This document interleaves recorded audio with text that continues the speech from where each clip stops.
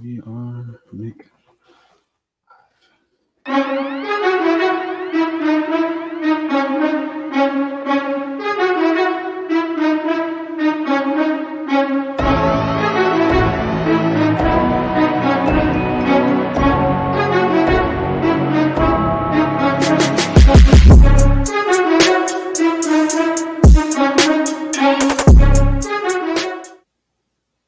Hey, what's up, everybody? Welcome back. This is Take It to the Hizzy Fantasy Football, TITTH number 60. Whoa. I'm your host, Justin Bruni. I got Nick Davis and Emron Collin with me. Say what's up, guys. What's up, y'all? What's up, y'all? I'm just a little 60. Whoa. Yeah, I was shocked. 60. We say this every week, but damn, 60. 0 to 60 real quick. Yeah, for real. Yeah. Happy Thursday. We got Thursday night football in the books. Thursday night football, not so happy, right? We got the Eagles hosting the Giants. Ugh. The trash of the NFC. Dallas is still leading the way. So we got a couple of hungry teams in the NFC East looking to grab another victory here. I believe, both teams have a win, so they're both going for their second. They got Dan Jones and Carson Wentz on the screen. We're going to jump into the game preview here. The cream of the NFL. I don't know if I've gotten a solid answer from either of these two, who they like this evening. I don't really like anybody, to be honest. But I mean, honestly, I'm rooting for the Giants. I think that Philadelphia, there's a lot of like effort plays that are being lost. Like Jamon Brown. Did anybody watch the video on Jamon Brown? No. That was embarrassing. Like the lineman. Yeah. I did see that video on that lineman who was literally standing around doing nothing. Fixing his gloves. I don't know what he's doing with his gloves, but play wasn't dead. He was, though. Did you guys see him after the game? He was taking. I saw that. Yeah. You guys talk about that because I think he did or the O-line gave up 3 sacks and he was taking a picture of Lamar Jackson with the threes. I was like, bro, are you an agent? I think you can't do that. He got released, right? Yep. You can't got released right after that. I mean, there's a lot of issues with the Philadelphia team. The Giants, they don't have that many issues. It's just that their main weapon is really hurt and their offense can't really go anywhere. But I think that they'll be able to overcome tonight and top Philadelphia. Giants over the Philadelphia Eagles, huh? Yep. Yeah, I mean, I'm not picking a winner. So I thought we had to pick one. Can I just pick the under? Yeah, that's where the safe money's at. So I guess we'll start there. The over and under is at 44.5. I'm definitely taking the under. Yeah. I alluded that on Monday when we were talking about it. Just that's what I'm going to feel safe about. The defense on both sides, has a little bit more upside than their offenses. Eagles missing Ertz, missing Sanders. Sanders at least out this week. Ertz, to the short-term IR, looking at least. They said Goddard's coming back week 10. Do we even know when Ertz can come back? 4 to 6 weeks. Yeah, I think the short-term IR is minimum 3, but he's not looking good. And he just hasn't been right this year. With all the injuries with the receivers, you would hope that would just lead to a bigger role for him. But it's just he's just not there. No, and I saw news that he was on the trade block. Before the injury went down. And it's like, man, come on. They weren't letting him eat. They were throwing out Goddard out there. We see Matthew Berry and company putting, Dallas Goddard number 7 in their rankings. Ertz at number 5. It's just a really ridiculous situation, a really ridiculous scenario, thinking that, we're going to get, great numbers out of both of these guys like they're receivers because they're both receiving tight ends. And I really just think you need to have that balance of this is my blocking tight end and this is my receiving tight end. And I think that Philadelphia just tried to, get a little bit too cute in that regard. And they're paying for it now because when you have receiving, tight ends, they're going across the middle and they're taking bigger hits than they are at the offensive line. You don't see these type of injuries from tight ends on the offensive line unless I don't know, Khalil Mack makes your ankles fall out from under you, whatever it is, right? Mm-hmm. So not a normal scenario. Tonight, give me the under 44.5. You're there too, Nick? Yeah, absolutely. All right. Money line, I think we're all staying away right now. I'm seeing Eagles minus 240 on the money line, Giants plus 200. I have plus 5 for the Giants and minus 5 for the Eagles. I'm saying to buy the Giants up to 7. Crank them up, take the Giants at plus 7, plus 6.5. Really as high as they'll let you. High as they let you. If they let you go to 8, take them at 8. If they give them to you at plus 9, take plus 9. I don't trust either of these teams. I want to trust the Eagles because they have a good defense. They've been looking better on that side of the ball, specifically their defensive line, but I can't do it. I can't do it. I can't assume that their offense is going to hum tonight.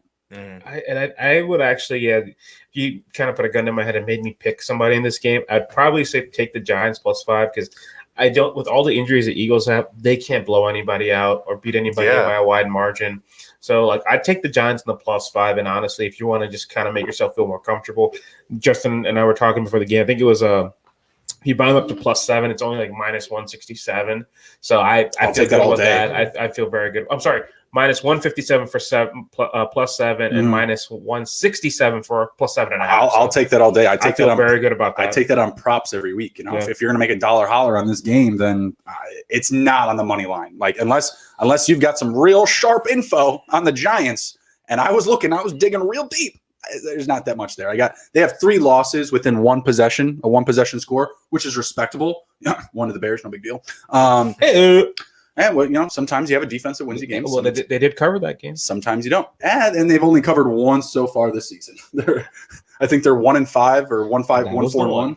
Yeah. And the Eagles are no better. They're 2-4. So if I have to, put it on the spread, I'm taking my own terms, and I'm definitely buying up the Giants. Yep. How about you, Nick? Anywhere on the spread you like?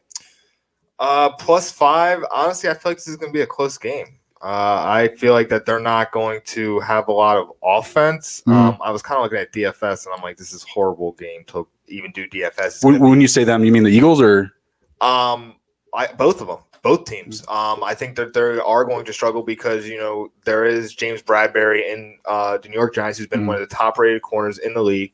I've seen plenty of graphics on that. Getting a lot of work. Yeah, obviously. And defense for the Philadelphia has been a lot better. Both offenses have been extremely poor. So, I definitely will take the under, but I do see this being a closer game just because no one's going to be able to separate. And like Emron said, there's everybody. The Philadelphia is playing with seconds basically on the offensive side. So I don't really have much hope for scoring in this game. Yeah, if the Eagles had Sanders, if they had Ertz, I'd feel a lot better about taking the Eagles. It'd be pretty easy, actually, if that was the case. I would just feel super confident about taking the Eagles on the spread, and I think it would be higher. I really think that the Eagles would be favored like -7. If those guys were in this game, I don't think it would be a closer matchup at that point. I think it would be a little bit higher, and you get a little bit more value on it. At the same time, I also say the same way. Like if the Giants were healthy, that's true. That's funny. I remember back to one of the shows we did in August where we were talking about the Giants, where they had young weapons. They were just never all healthy at the same time. Yeah, and it's the same thing all over again. Yep. They did get David Mayo, one of their linebackers, back, I believe, last week. Yeah, exactly. It's nothing great, but their defense is getting healthier, and I think Xavier McKinney is the only piece that they're missing. That's a terrible piece to miss, though. Oh yeah, no, it's big. It hurts them because that was an upgrade that they absolutely needed in their defense or whatever, as a DB or safety. Yep, he's a safety. Yeah, so they needed that backup, in the backfield. Not going to have it tonight, but they are getting healthier. So I will give their defense a little bit more upside. But it's not because like David Mayo's in the lineup. It's just because they've been playing a little bit better each week. Last week they got the football team. Did have a defensive win. Their defense won them the game technically in the red zone with a 2-point conversion. Yeah. So maybe they're rolling. Have a little momentum. I mean, did Philadelphia lose last week? To the Ravens. Yeah, so they got their asses handed to them. So the Eagles are reeling, and the Giants are trying to build upon, what is a horrible season right now for them. But I think that Joe Judge is trying to keep them all in the same place and keep them, stay the course so that the team can build for next year. Yeah, absolutely. Sneaker Kenny wins. We got the chat popping off about the hoodie. Richard Finn says he needs one for his winners, and Sneaker Kenny says he needs one to hide his extra beer fat or beer bod. Maybe my comment was a little less sensitive. My buddy Kenny, he just retweeted our stream on Twitter too. So Kenny, I appreciate you.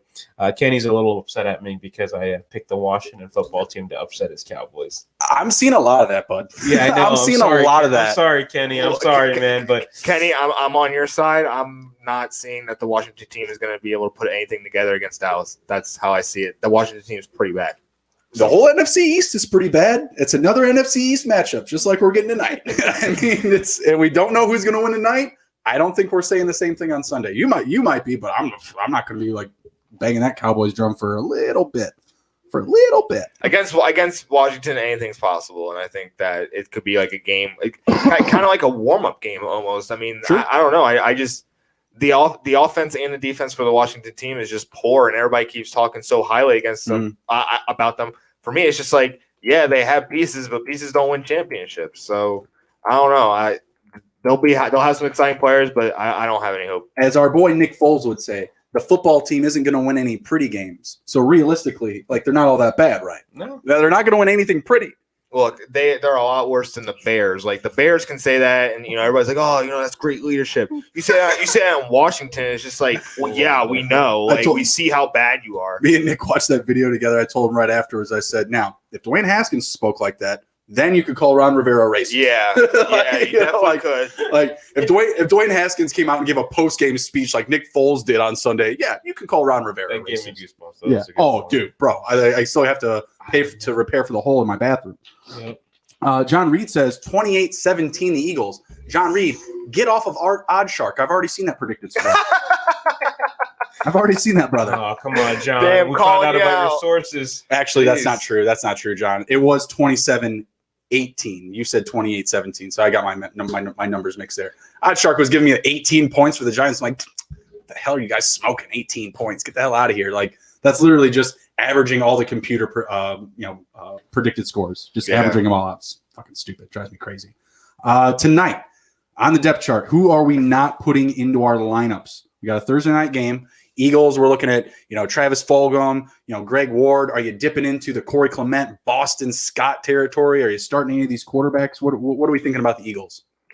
I mean, honestly, there's no person except Fulgham that's really shown that he's the lead dog. So play him, obviously. Play Greg Ward. Richard Rodgers could be a sneaky play because he's been filling in for Ertz and Goddard.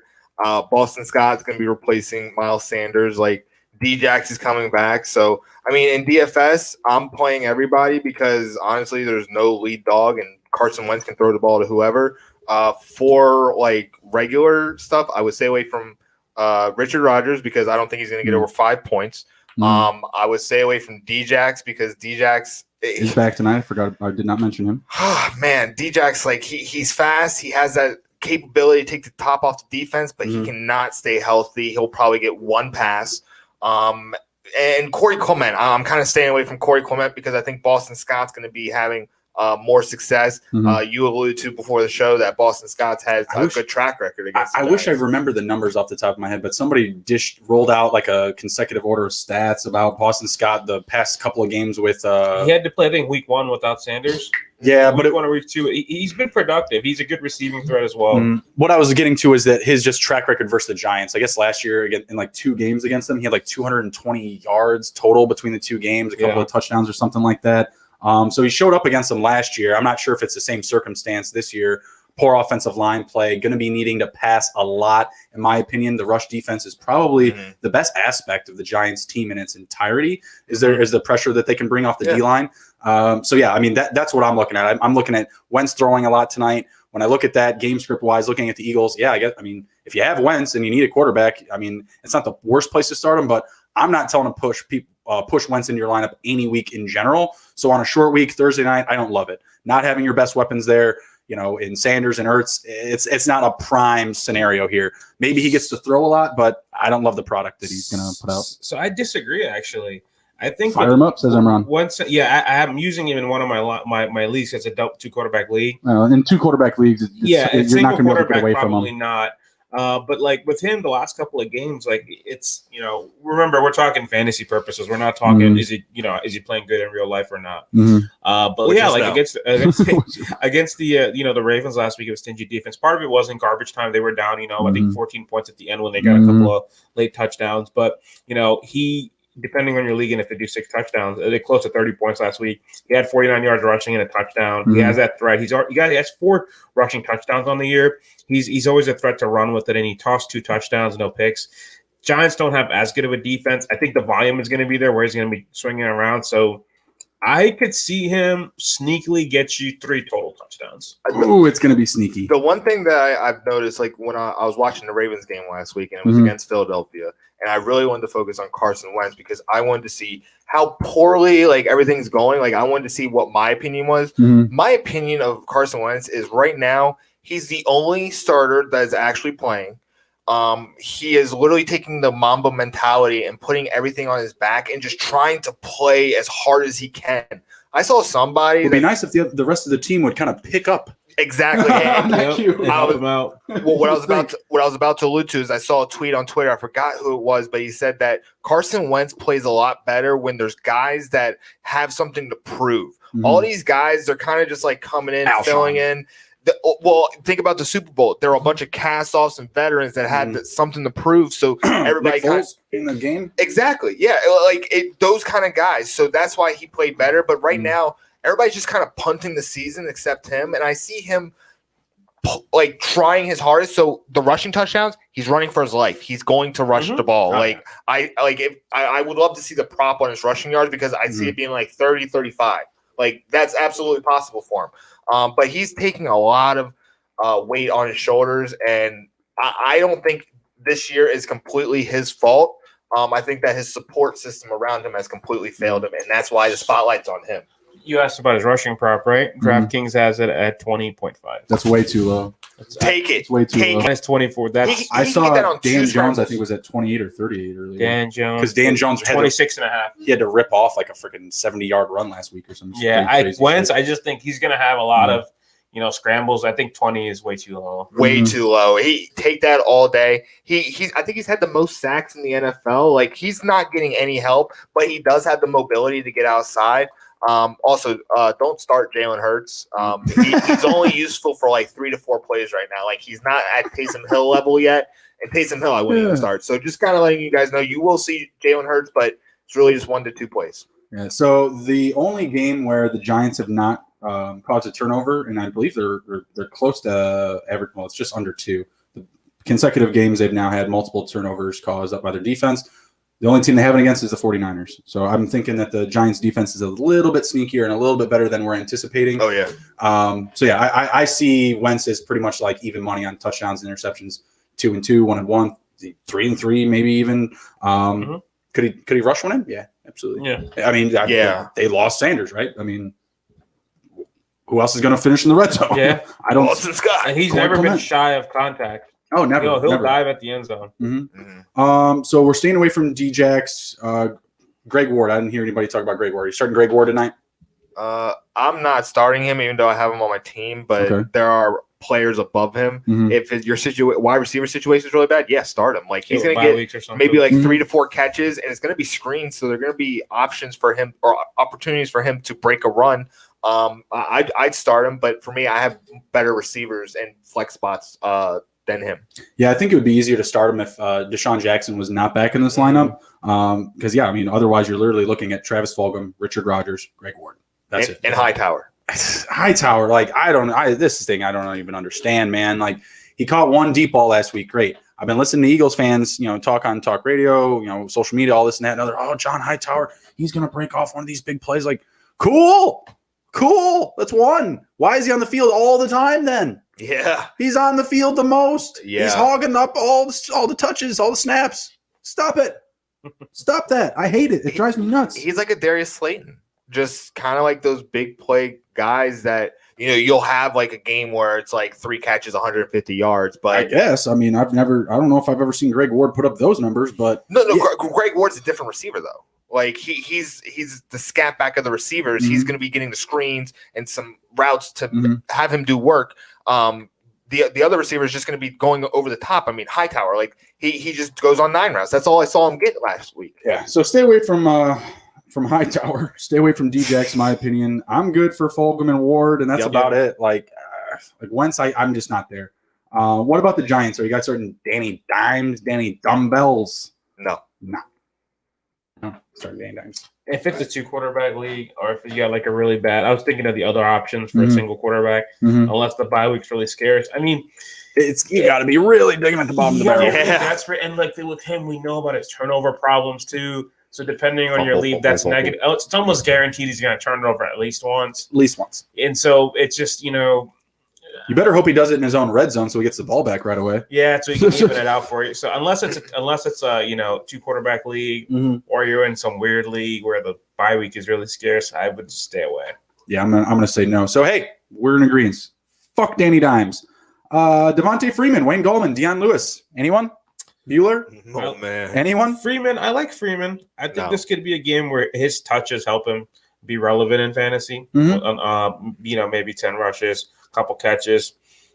Depending on your bye-week situation, I think he's a decent flag option. Could get the touchdown. I got to go with whatever guy you guys think is going to catch the most balls back there, because I don't think there's going to be any rushing ability tonight. I think the Eagles are going to take away the run game from the Giants, and I think the Giants are going to take away, not take away the run game, because I don't think the Eagles will even get the run game rolling. But I think that the Giants will just bring a ton of defensive pressure up front. So I'm saying you're going PPR options for both. I don't like any of these guys.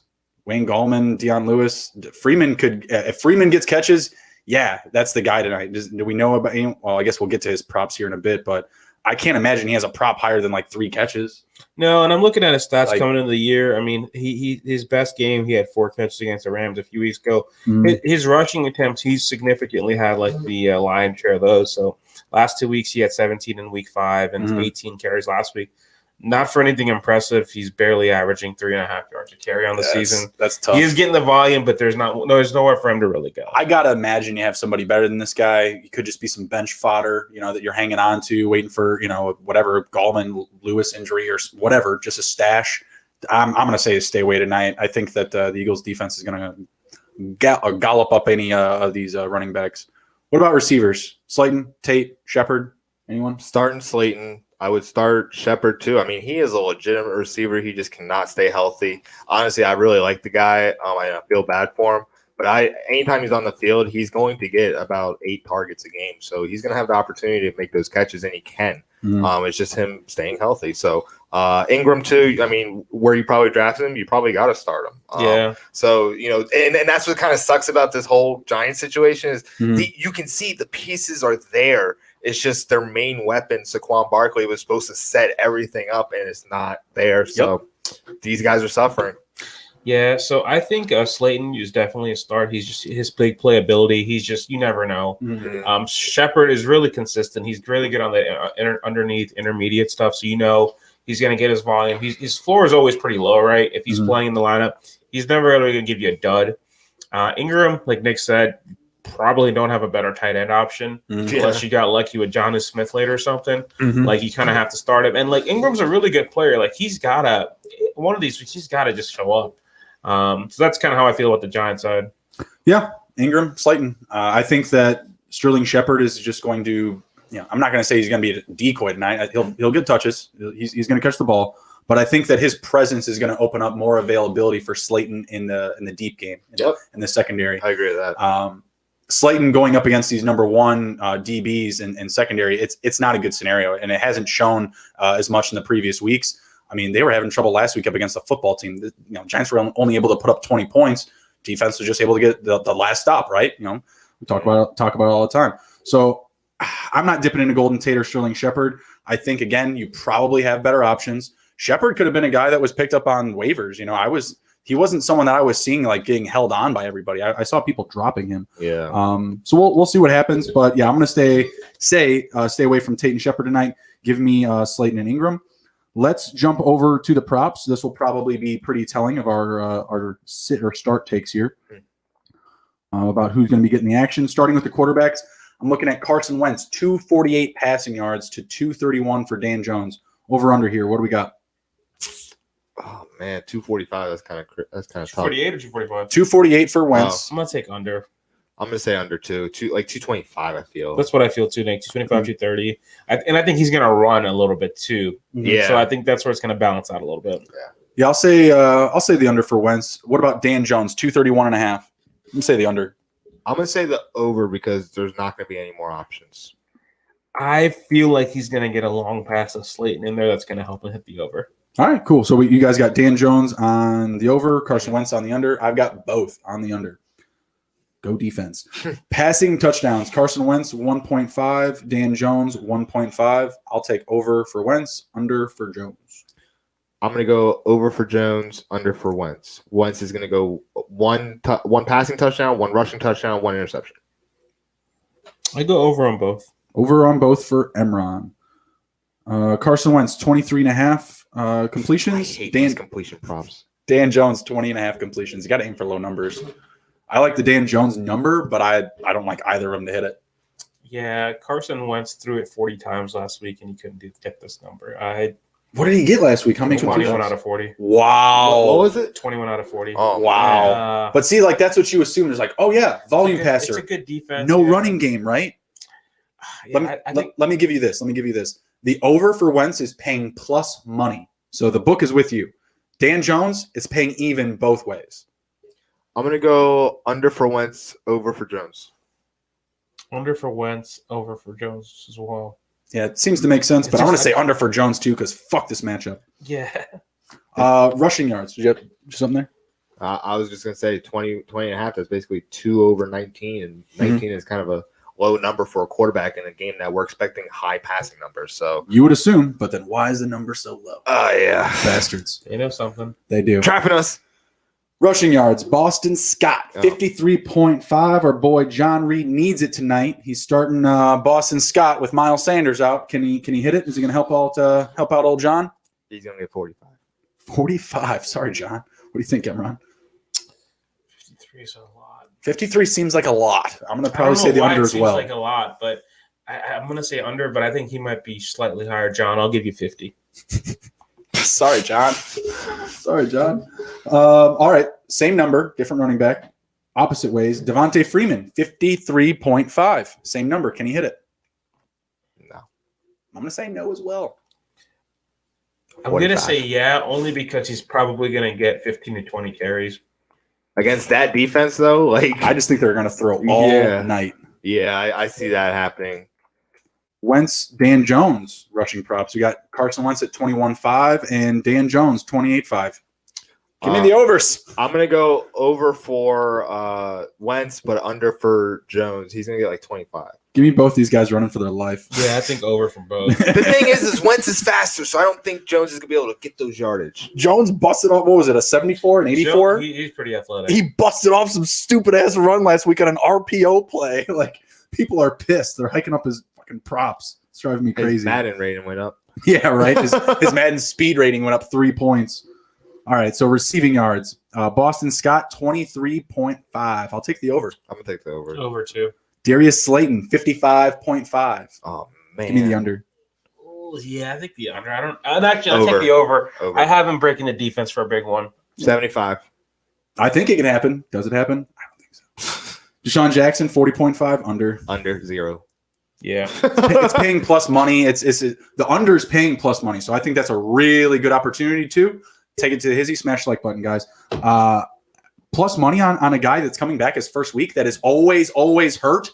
You know, we say all the time, like, oh, yeah, this guy could hit that prop on one play, right? Oh, that guy could just bust it off and real quick and just first quarter props won. And that's the thing. This is the same thing that can happen, but he can just get hurt. And that's my thing with Jackson is, like I like my odds and having a chance at something. For him, he's not an underrated receiver. It's going to be a shot. He's going to have to catch a shot. There's probably, 1 or 2 of those to him in this game. So you're banking on him catching one of them. And the thing is, those hammies have to hold up for like 50 yards. Yeah. So I don't think that's going to happen. You know, I literally watched him in Washington tear his hammy on a 9 route that was like 50 yards. And it's just like, bro, you can't even do your job. He's going too fast. What did you say? The human body cannot? The human body can only go 27.5 miles per hour or your ligaments will start going off your bones. Darren Waller moves at like 22, 24 miles per hour. Just for reference. As a tight end. That's crazy. Dude's a beast. A beast. But he's not having the same issues as D-Jack, so maybe the engine is a little different. All right, what about Devontae Freeman, 18.5 receiving yards? Can he hit the over? He's going to be the rusher now. No. I see him for like 2 for 10. Yeah, I don't like it. I don't like it at all. Deion Lewis, 9.5. Give it to me. Over. 9.5 yards? Yeah. One play. Oh, yeah. One play. Even if that's kind of where he excels. Exactly. That's why I don't understand it. Take it to the Izzy. Smash the like button. Yeah. Go put this prop in. 11.5 yards. I'll take that. Like, how different could it be at your book? Evan Ingram, 38.5. Over. Volume's going to be there. Yes, sir. Golden Tatum's 36.5. Under. Basement. No, don't like that under. Yep. He's not a receiver. He's more of like a leader and a blocker. A leader and a blocker. That's the way I see him. He talks and hits good. Yeah. He doesn't talk very well at Jalen Ramsey.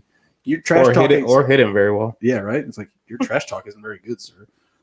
Useless. Greg Ward, I like this one. 4.5. Give me the over. Over, yeah. Hit it on a couple plays. I won't say one. I'll say 40. Couple plays. I think so. I take the over. Caden Smith, the backup tight end for the Giants. Who is that? He's posting a 10.5 prop. I don't know why this is here. I don't know why it's available, but it is. They're posting it. I'm taking the over. It's not a terrible idea because he's gonna score a touchdown. In comparison, the rushing yard props, there's 4 people available and 2 of them are quarterbacks. And we're gonna see a lot of running back season tonight, guys. Like something's going on here. All right, let's see. What's the weather like here? Like, is it going to be like rainy or something? Mm-hmm. Like, it's weird. In Philly? No, yeah. I mean, probably pretty similar to here. Yeah, it looked pretty clean on the but with shots. buildings. Yeah, I don't know. It's just weird. Like, the numbers that are coming out, I'm just like, these are weird. Like, they have, like, nothing to work on here. They had to blank that out. Oh, man. I think the fans can go to this game. We should have went. It would have been fun. Oh, man. Did you happen last week? There was like 5 people in the stands. They still Yeah. We don't care. It's the Giants and the Eagles. What the frick do we care? Oh, fight. Like, what do we care? Like, I don't give a shit. I'm not going to get in a fight at an Eagles game unless the Bears are playing. Yeah. Richard Rodgers, 32.5 receiving yards. Over. I'm going to say under. He's the only tight end. True. But they don't have the backups prop on here. That means he's going to get some. Who's Richard Rodgers' backup? I got to find out. What do you think, real quick? I'm taking the under. Yeah, I'm taking the under. Last week when I saw that game, I didn't know he was still in the NFL. Jason Croom is his backup. For reference, Jason Croom. He's like a Twitter hero. I've seen him a couple times mentioned. Let's see. Cam says the over on Slayton. That was a minute ago, so I don't know which prop you're referencing, but the yards. Sure. Fulgham, 62.5 on the over-under. I'm going to go over. I got to say over, right? Like, he's just been lighting it up. He got 75 last week. Right until it falls off. Yeah, absolutely. All right, closing it out with receptions and the props here. And then, it's about 8:02. We'll start jumping into some other stuff. Boston Scott at 3 catches. Can he hit 4? I'm going to say yes. Yeah. Darius Slayton, 4 catches. Push. Fuck Slayton props. Fuck Slayton props. Push. Push, yeah. Yeah. It's just that number seems too accurate. Yeah. I just know this because I've just been betting, or I was betting Slayton props until week 3, and then I remember seeing those. Cut that shit out. They disappeared. Yeah, that money is bye-bye. D-Jax, 3. Let's say another push. Under. Devontae Freeman, 2.5. I cannot push this one. I will say the under. Yeah, under. I 2. I'm going to go over. 3. All right, fair enough. Evan Ingram, 3.5. Over. Over. Evan Ingram on the over. That's even money, actually. I was like, man, I saw plus 100. That's because right below him is that Golden Tate at 3.5. Under. Over's playing plus money. You never know, but I'm still saying the under. 4 catches for Greg Ward. Ouch. Dick bags. They're saying the over is plus money. Nick might be onto something there. Push. Give me the over. Poor Greg Ward. Richard Rodgers, 3 catches. Push. Yep. Travis Fulgham, 5. Under. Push? It was 5? It's 5. Is it a push? I'll push it. I see like a 5 for 89. This game sucks. We're pushing everything. Push. Yeah. Fuck it. Give me the over. Let's go. Thursday night football. Give me the over. I don't see 6. John Reed says Ingram has gone over 38 yards once this year. I think it will be close tonight. Yeah, we'll see.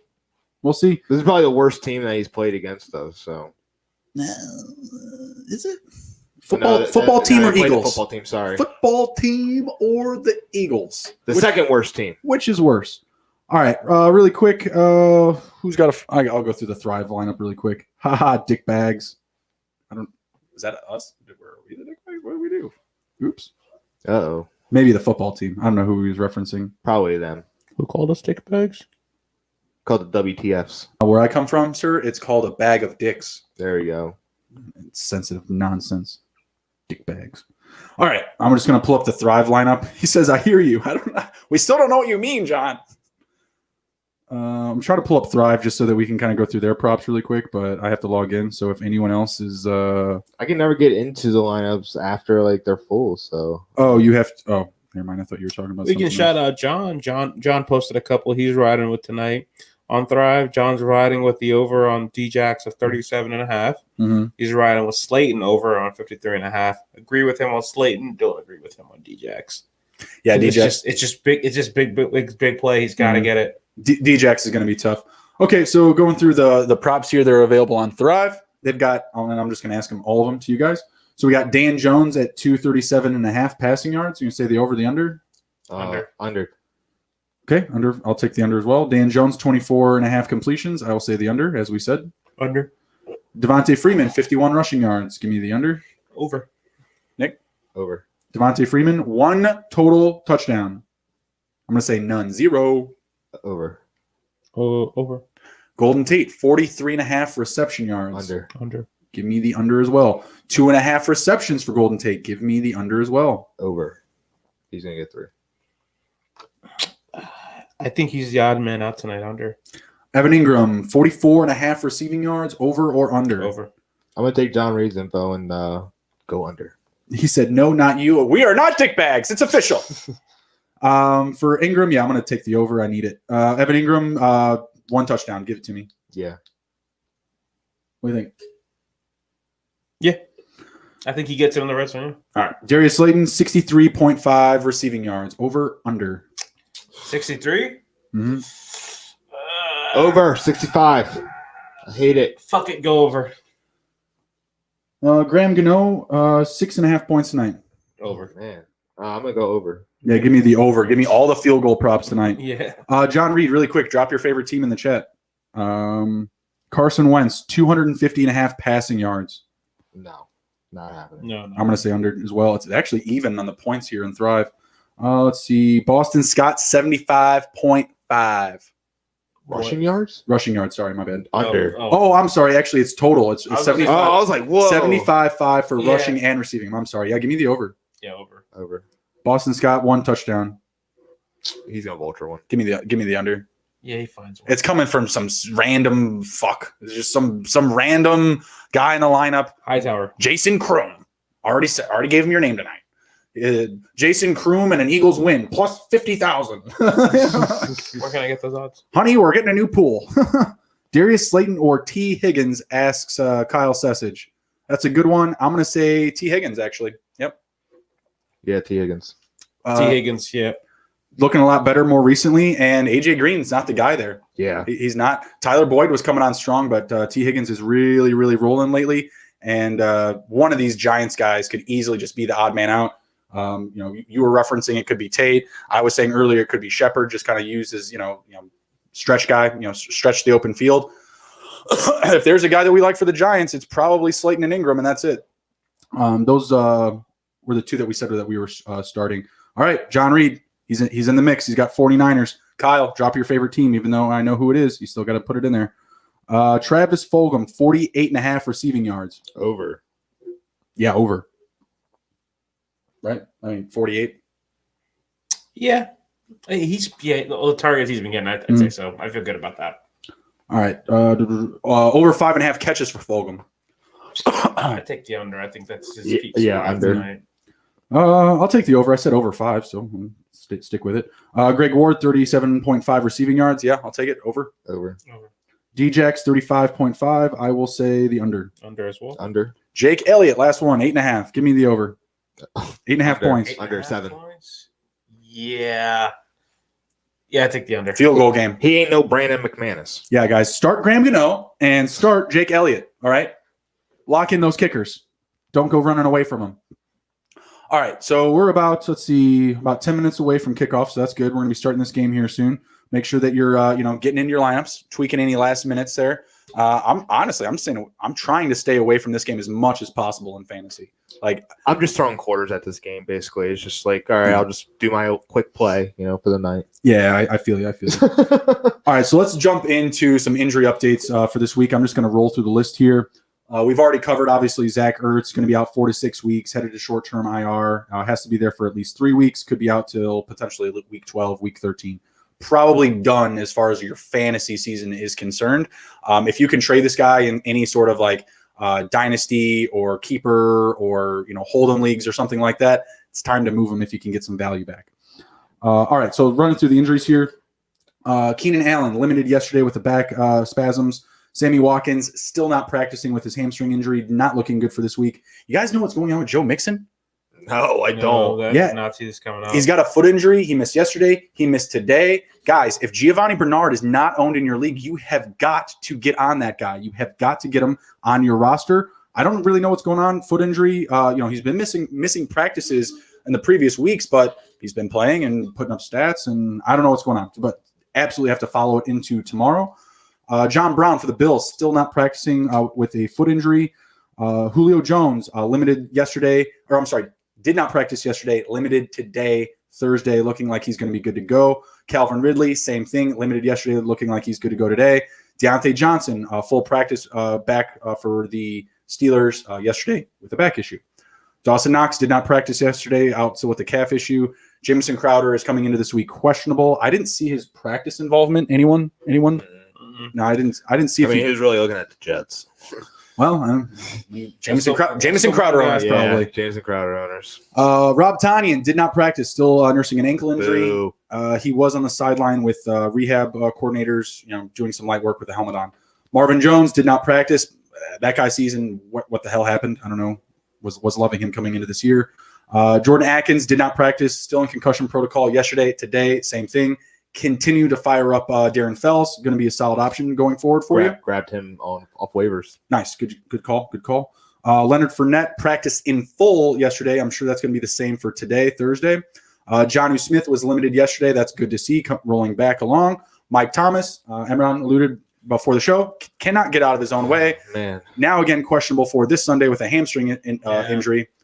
See what we get there. I haven't heard incredibly negative things, but nothing great. Yeah. Kareem Hunt limited Wednesday. It's been the same MO than the previous weeks, although he does have a rib injury now. Not sure how severe it is. Who does have a severe rib injury is Jarvis motherfucking Landry. He apparently has broken ribs. That sucks. What? Yeah. Limited? Bro, sit down. Take a breath. Especially the type of receiver he is. He goes over the middle. He's underneath the receiver. He's not just deep shots and getting out of bounds. He takes a lot of damage. Mm-hmm. Absolutely. I don't love that. Sit down, bro. Take a week off. Maybe 2. Juju Smith-Schuster did not practice yesterday. I'm not sure about today. DJ Shark limited Wednesday. I'm sure that'll be the same this week. I think he'll be fine. He wound up having 14 targets on Sunday. I was so scared to even put him in my lineup. Even when they said he was good at 4 in the morning. He was we're putting him out. It's 4 in the morning. No big deal. I was still scared. Got a ton of work, though, so I'm sure it's just a little bit more rest. Noah Fant limited Wednesday. Full participant today. I did see that, so that was good to see. Noah Fant coming back. Your guys' boy, Alberto, led the Broncos last week with 6 targets. Only had a couple catches, but it was still pretty sweet. I told you. I was thinking about y'all when that was going down. I was like, man, that guy. And then this week I picked him up because I'm a fan owner. I did see you picked him up. I was like, yeah, buddy. I'm a fan owner, and I have no other tight end. I'm have to. Fixed it. Yeah. Finally, this guy's getting involved. He only had 40 yards, but it was cool to see. It was fun. I was hoping for a touchdown in that game for him. Curtis Samuel, limited Wednesday with a knee issue. Shepard, activated tonight. James White, non-injury absent today. Anyone? No. Yeah. No clue. I honestly have not seen him in the news at all, to be honest. Yeah. Since he was missing games, for his father passing, that's it. But non-injury absence, something to follow for sure. I think James White owners, I'm one of them. We've been relying on him in the past couple of weeks. We're going to need him again this week for sure. Especially on that offense, it looks real bad.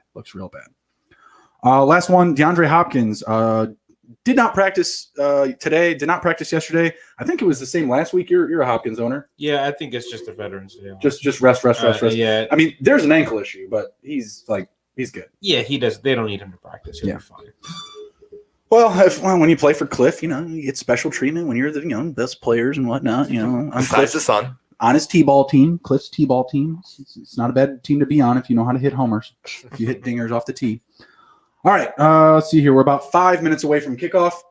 So we're going to be jumping into the game here pretty soon. But yeah, we just wanted to jump into some topics that I don't know about some of these topics I'm pumped to talk about. I'm pretty pissed off about a few of these, but let's get into the one that I think's been ball hogging our screens all day, or at least the past couple of days. Antonio Brown making waves. Selling newspapers again. Yeah, Antonio Brown hot in the news. Seattle's talking about signing him. It seems like they're the hot spot. Is this going to, bring in any other eyes from around the league, or is everybody else saying, all right, go ahead, go ahead, see what happens. Go ahead, Seattle. Go ahead, sure. See what Russ starts cooking after Antonio Brown comes to town. The way I see it is the Ravens kind of showed the league's hand almost by signing Des Bryant to the practice squad to sign him to whatever. I think that a lot of people are kind of like interested because they need some goddamn receiver help, like Philadelphia. They literally have no one healthy. Like they'll take anybody at this point. So I definitely think that Seattle's probably the best spot for him. But man, he's like that fly in your office. It just won't go away. Like I'm tired of hearing about him until he starts producing again. He honestly shouldn't be front page news because he hasn't been doing things right off the field. What do you think, Imran? Seattle just going to grab him? No one else is trying. The Bears. He actually came out and said he's not going to play for the Bears. Well, did you see the video? Yeah, it was Deion Sanders was a big cat, and he faced. Big Cat was just trying to be all cool and funny about it, and he's like, "No, fuck Nick Foles." Well, Nick Foles has something that Antonio Brown's never going to have, which is a Super Bowl ring. But leadership. There's a lot of other things. But I mean, for Brown, I think I think Seattle's like we've been talking about this for a while. It just makes the most sense. That's a team that's contending. He's a quarterback that can get him the ball. How I mentally, I don't know how he's going to feel about being at best a number 2 target because DK Metcalf is destroying the league right now. I don't, and so I'm gonna just kind of jump in there. I don't see it working there. I do not see it working for Antonio Brown in Seattle because of all the weapons that are there. I mean, Chris Carson. I mean, DJ Dallas is starting to come around. Carlos Hyde is still getting the ball. You think Antonio Brown is going to be cool with Carlos Hyde getting carries? And he's never been since he got into his prime. He's never been, number 2. He's gonna be the number 2, just DK Metcalf's team. And I don't think Antonio Brown's the balls to tell him otherwise. I don't think that's the case. Honestly, I think it's just so. I mean, it's really split between Lockett and Metcalf and their roles, right? And how they complement each other. Do I think Antonio Brown would come in and really help out those guys? Yeah. No. Well, their numbers, their fantasy stats. Shit. Yeah. No, he'll kill their fantasy value. Yeah. Metcalf, Lockett. If you own those guys, and Brown is signed and he's there week 9, sell. Yeah. Get rid of them because they are going to dive. We saw what Antonio Brown did on the Patriots. It's not like he can't ball. Like he can play. He came back. He's also been out of the NFL now. It's going to be a year and a half now. When he came to the Patriots that week, he was off the couch for a couple of weeks. But it's going to be like a year. Do you think he was not? I mean, come on. Like, I don't think he's going to turn into Lev Bell. Yeah. I don't think it's going to be a situation like that. I do think he'll be a cancer to the locker room. I think that they're not going to be able to just isolate him somewhere in a corner and be like, all right, we need you now. Snaps, field, yards, etc. Right? No, he's going to be in the mix. He's going to be yucking it up with everybody and poisoning everyone's brains. And honestly, I don't think Seattle needs him. I don't. And the other thing is, if the free agent that they should be trying to get, I don't think he's going to go there. Is probably Earl Thomas. No, their defense is absolute. Their pass defense is garbage. I think they give up about. I think they're either second worst or the worst in the NFL. They give up almost 500 yards. They had a bye, so they moved down. But even before them, their average, if you look at the average, like 470, like their defense is not good. Like so, I mean, offense, I think I just don't see it. It's not mattering. And like in terms of other teams in the NFL, like right, Green Bay. Yeah, John Reed just referenced that. I heard the same thing. Green Bay, but they don't sign character issue guys. No, they don't. I don't see it happening there. I see the need. But do you guys think there's any chance in hell Kansas City? No, absolutely not. They're humming, and they don't need it. They'd be like throwing a bomb in the room. Yeah, I don't have to go to work. Yeah, they absolutely don't need it. So, I honestly, I think the Ravens need it the most. Ravens, I was going to say, what would be the team I think would make sense. They have a good locker room, and I think he knows that team very well. Mm-hmm. His cousin's on the team. Yeah, and his cousin, Marquise. Oh, shit. Yeah, I mean, he'd line up next to his cousin. My thing is, you get to stick it to the Steelers twice a year, and the other thing is, this is a team that's contending. Like they need the alpha. They need that receiver. They do. He's gonna get fed, and I think that team makes the most sense. The way the organization is run, they're gonna keep him in check. Philly, I think he would be welcomed into that locker room for sure. I think so, and I think he knows that I'm not going to piss off Calais Campbell. or Yannick Ngakoue. We'll get to that here in a minute. But yeah, I mean, there's a lot of veteran leadership in that room, and I feel like if you go to Seattle, it's just you versus Russ. You know what I mean? Like you versus Russ, and he's going to lose. Yeah, and Greg Olson is going to, give some bad jokes every now and again about it. I mean, there's going to be problems in that locker room. I would not be excited about that, mostly just because of Metcalf and Lockett. I mean, to me, that's the biggest reason. Like, it's just going to take their fantasy values. All my takes will be out the window about how great these two are, and that'll be it. No, and I won't like that. Which is the most important. But I do own Lamar Jackson now, so Antonio Brown there would be awesome. That would be fucking sweet. Anywhere else around the league, you think, Nick? I mean, I like the Ravens. I mean, honestly, I could go all day about options. Like, go to the Dolphins. Like, they're in contention. Go to the Bills. They're in contention. Like, we could rattle off teams over and over and over. We did see the Ravens just go out and, well, I don't know if they did yet, but they're planning to sign Des Bryant to their practice squad. They did. I told you guys earlier, that's like not even a poor man's Antonio Brown. It's a poor man's Antonio Brown. Like, when we're talking about like he being out of the league so fast, yeah. When you reference Antonio Brown being out of the league, how long has Des been gone? 2 years. 2 years. 2 years. And even when he was back, he just practiced for the Saints and he got hurt. Yeah, and then his mental issues came up. Yeah, it's not great. So I would be all about Brown there. But yeah, I mean, we could rattle off tons of teams. There's so many teams. Looking at the board, just going by division: Lions, Packers. Give me I was gonna say the Panthers, but no. The Buccaneers could use another all-star. The Giants, the Washington football team, perfect. Washington football team. Obviously, he's not going to go there. But that's a classic Dan Snyder move. I keep stopping myself. I want to say the Raiders. I was like, they're a receiver away. I keep wanting to say that. Oh, well, you would like to see him on the Raiders. The Raiders, I would like to see go out and get A.J. Green or Julio Jones. To me, that's the Raiders Julio move. Jones in that number. Man, that would. I think Ruggs has it now. He's giving that up. He's giving it up. That would just look so badass. Here you go, Julio. Here you go. Give me the Jaguars. That's the Bengals, but also the Jaguars. I already said the Ravens. I mean, he's not going. But I think he's coming back for a contender, though. Oh yeah, I mean, it's not going to be the Patriots, but I mean, I can't argue the Dolphins anymore because they did my boy Fitzpatrick wrong. Mm-hmm. Colts.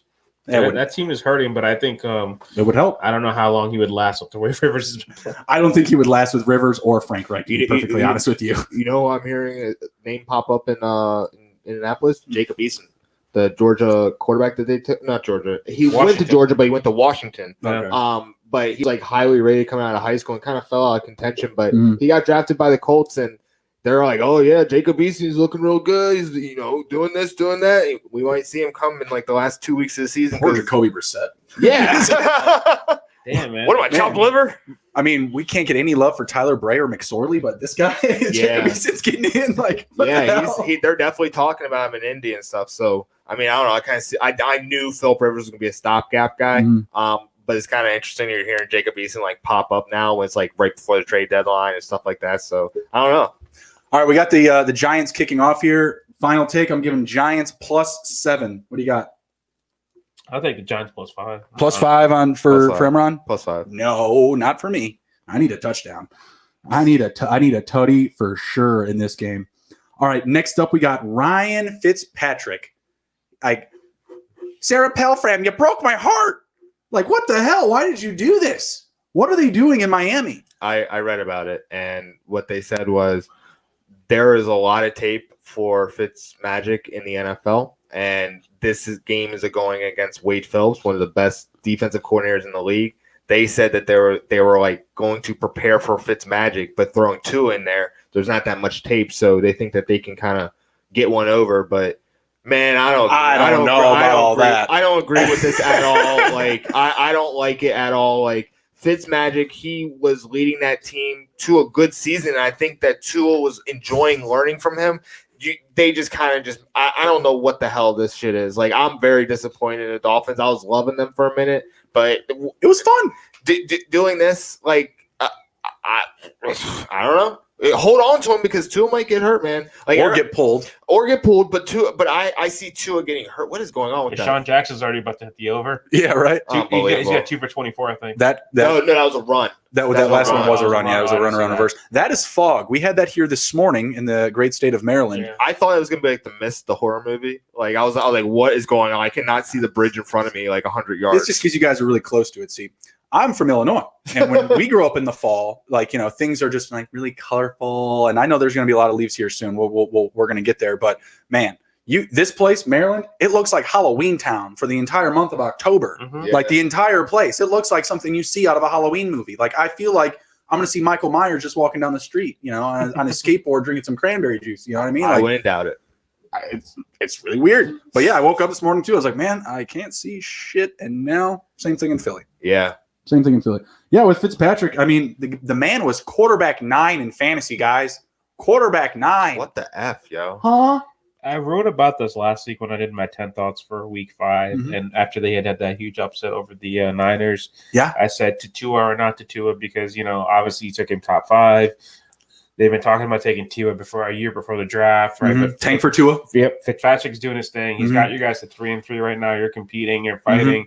The team obviously loves every team he goes to. People love him. He's just one of those quarterbacks, and like to pull him now, it took me a while to think about it to justify it. Like, why would you do that? Right? You won 2 in a row. You're competing.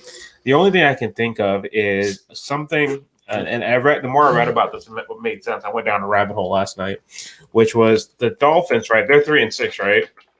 They still have a shot at having 3-3, but yeah. 3-3 through the first 6 games. They still have a shot at having, a top 3 pick in this draft because they own the Texans' number 1 pick.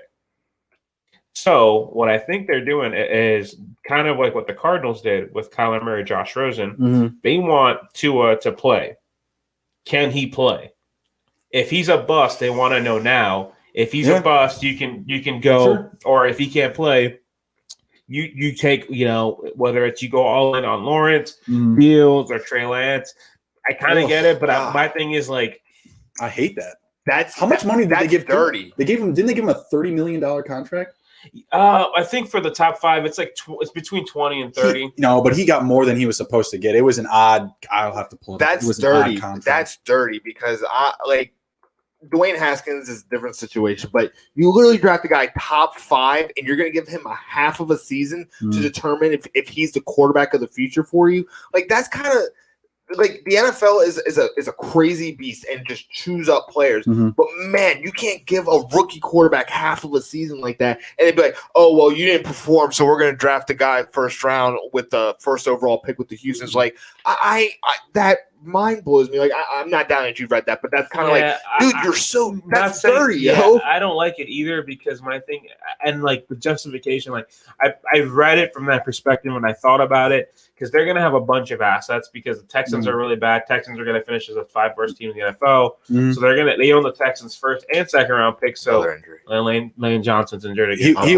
was already hurt coming into this game. He didn't even last 5 minutes into this game, and he said he came in saying like, "There's no way I'm leaving him out on an island out there by himself." He came into this game literally going to bat for Carson Wentz, so that does suck seeing him out. Yeah, and so what I think they want to do is, are they going to use all these assets? Because they're probably going to finish right like 7-9, maybe 8-8 or something. So pick all these draft picks. Are they going to use that to build Tua, like build around Tua, or some Carson Wentz? Here we go. 4th and 1. Is that 4 yards? Yep. So like I don't like that because I mean my thing is you got to play to win now because Tua's talented. We all seen his talent. Like if Fitzpatrick is playing, let the guy sit because this is the situation when we were talking about young quarterbacks a couple weeks ago. This is what it was like for Mahomes. He had a veteran quarterback that was doing good that led the Chiefs to the playoffs. He didn't have to play. Tua doesn't have to play barring an injury to Fitz. So it was really frustrating because, like I like Fitz, won 2 games in a row, right? Obviously just beat the Jets. But before that, it was a huge upset over the Niners. He's got you to 3-3. Oh, Jalen Hurts is in. Yeah, they're just doing these play calls. They think they're special. Doug Peterson thinks his name is Sean Payton. It's pay no bother to the man behind the red curtain. So now that the decision's been made, what are you guys expecting from Tua? Not much, to be perfectly honest with you. I haven't seen enough tape other than college to really get rolling here. Like, are they going to run the RPO? Are they going to run, 4 wide, 5 wide sets? I really have no idea. As far as like the casualties, like Devontae Parker and Preston Williams, I have to assume that we're all not as high on them going forward, right?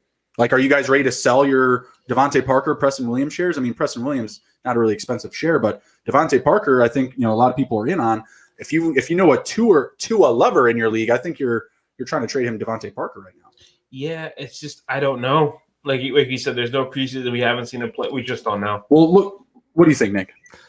I think that there's 10 games remaining because it's 3-3 for 6 games. So I'm expecting them to finish with 10 losses. Like, ouch. Like 3-7. Think about. I wouldn't say the same thing though with Fitzpatrick because I was literally about to go through their next 5 games and say like, oh yeah, with Fitzpatrick they win minimum 3, and potentially 4. So what I see happening is honestly like for me like if just bad call. With someone that is leading the team and honestly has become the face of the franchise. And then you bench him in the middle of the season when you're running through. Like, how bad of a look is that for the rest of the team? Like you're not even putting in someone that you're like, it's a really bad accountability issue. And I brought it up with Frank Reich before talking of Phillip Rivers. When Phillip Rivers does not pass the eye test, like the tape looks like shit. But Frank Reich is coming out and saying, "Oh, this is our guy. He's the guy." That's not an accountability coach. You know what I'm saying? Like that's not a Bill Belichick way. You know, that's not the Patriot way. And I'm not trying to say you got to be like Bill and this, that, and the other. But the man's won a lot of championships recently. And as far as like team culture goes, I think that organization sets the standard. So very similar situation. You know, Frank Reich to what's his name? Brian Banks. Brian Banks. I don't know why I was thinking Anthony Lynn. Brian Banks and Tua. It's just a thing. He wanted him there before he was there. Richard Rodgers almost. Wow. Yeah, gets the knee down. What a bastard. Did Cam start him earlier today? Cam didn't have his lineup done at all. Oh no, you're going down, brother. Are you in the chat or are you watching Borat? I'm watching Borat. Probably watching. But yeah, I don't know. Better than this game. Like I just think about if I was on a team and my quarterback got benched and I like you're basically bringing in a freshman who hasn't finished an entire football season since his senior year in high school. I mean, he is probably one of the better ones that came out, but it's just like, man, you don't fix what's not broken. With the keeper. Wow, what a bastard. There's your one, Nick. Yep, told you. There's your one. It just kind of sucks. Like, I don't know. You don't fix what's not broken, and they kind of just try to do their thing, but I think they should have just waited Tua out and just kind of let him go the entire season. I don't love it at all. I think Fitzmagic does find his way back into this lineup, and I could see it, honestly, as early as we're going into week 6, week 7. Go to their schedule? Yeah, so the next 5, you got Cardinals, winnable game with Fitz, not a winnable game with Tua, my opinion. Chargers, again, winnable game with Fitz, not a winnable with Tua.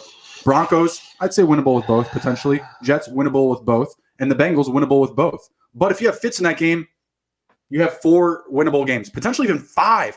None of these teams are that great. I have called the Cardinals the worst team with the winning record. The Chargers, they're the best team with a losing record, but still they're like, flip-flop those. There's right? There's a reason for both. Yeah, exactly. Thank you. The Broncos, bad defense, kind of on the way up. They're getting a little bit better, but we don't know what that team will look like in a couple more weeks. The Jets, stinky, caca, poo-poo. They're terrible. The Bengals, same thing. Like, I don't get it. I do not understand. And then the Rams, all 4 of their wins are against the NFC East.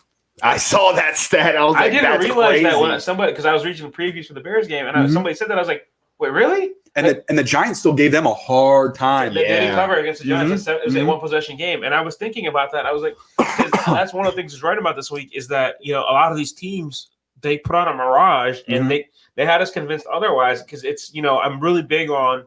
You're only as good as what's it called? Your record says you are. You can only beat who you play. Right, exactly. So if you only get the NFC East, that's fine. But when you play a team like the Bills, that's good, or the Niners who are halfway decent, and you lose, that says something, right? Yeah. Or same thing with the Packers. It looks everybody's all goo gaga because they're destroying these bad teams. But you play a good team. It's okay to lose, but you're just getting your asses handed to you, right? Right. So it's hard. Like I don't know how good the Rams are. I think the Rams are going to be decent, but this week is not the week to throw Tua out. I would not throw Tua out against the Rams. I mean, what? Aaron Donald is going to not perform as well with Tua running around versus Fitzpatrick just dirting one? Yeah, and I think that the more game I'm more concerned about that is Ramsey. Because I think he's going to try to force a young quarterback's going to try to force to his receiver. Yeah. Ramsey's going to eat him alive. Yeah, I could see that. I could very well see that as well. I think he's going to be running for his life, and I could very well see under one of those circumstances Jalen Ramsey coming up with a catch, maybe to the house. Just let you know, too, Aaron Donald don't give a shit about previous injuries. He hopped on the back of Alex Smith, so definitely watch your hip. Not wrong. Not wrong. Yeah, I really don't love it. I do think these Dolphin weapons take a hit. I think if there is a guy that's going to go up, it could be Myles Gaskin. I think he could catch jump offs. Yeah, for 3 to 4 more passes What a do you game. think about Gesicki? I'm just neutral. I think Neutral? just That's a young quarterback's tight end. Gesicki's flashed. Yeah. Oh no. Gesicki's there. I mean, we've been talking him up. He's there, and to me, he looks like a really good receiver, not just a tight end. He doesn't look doesn't really look like a blocker. Receiver than he's finally just getting a chance. Yeah, but he had a nice little quarterback there. Feeding him the ball, getting it to him. Fitz and Gesicki had something going. They had something going. It was there. the Harvard Penn State connection. That's what it was. There you go. All right, going over to another Florida team. We're looking at Tampa Bay. I mentioned earlier, Leonard Fournette is healthy, fully healthy, practicing in full this week. Can Rojo hold him off? I'm going to pull up the Rojo numbers here. Rojo is running back 13 or 12, depending on your league. Let me just run through some Rojo numbers here. Pretty impressive. 8th in carries in the league with 97. 3rd in rushing yards, 472. I think a lot of that has to do with injuries, right? CMC, Barkley, a lot of these guys down. 3rd in rushing yards after contact. 4th in big runs, only 4. Again, you're missing some big key players there in the RB rooms. 8th in yards created. That's an interesting one. 8th in evaded tackles. 6th in 10-yard runs. 4th in broken tackles. And 8th in efficiency against loading the box. Typically, on average, he's going up against 6.9 guys in the box. Can he hold off Leonard Fournette? Like, is this going to be his production all year? Or is this a scenario where it's just like, all right, dude's back? Kind of like, Mike Evans versus Godwin. When Godwin's gone, Evans is blowing up. Not so much when he's there. What do you guys think?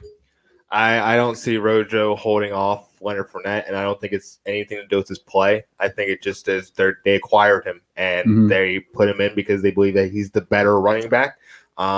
It really sucks for Rojo because he's honestly looked pretty good these last couple weeks. It's like he's been putting it together, but this is just putting another wrench in his development. So free Rojo, please. My thing is, he's free. Yeah, no. Free him from Tampa Bay. I want him to go somewhere with where he's the number one dog because I think that he can give production all year. Danny Dimes all day, nothing.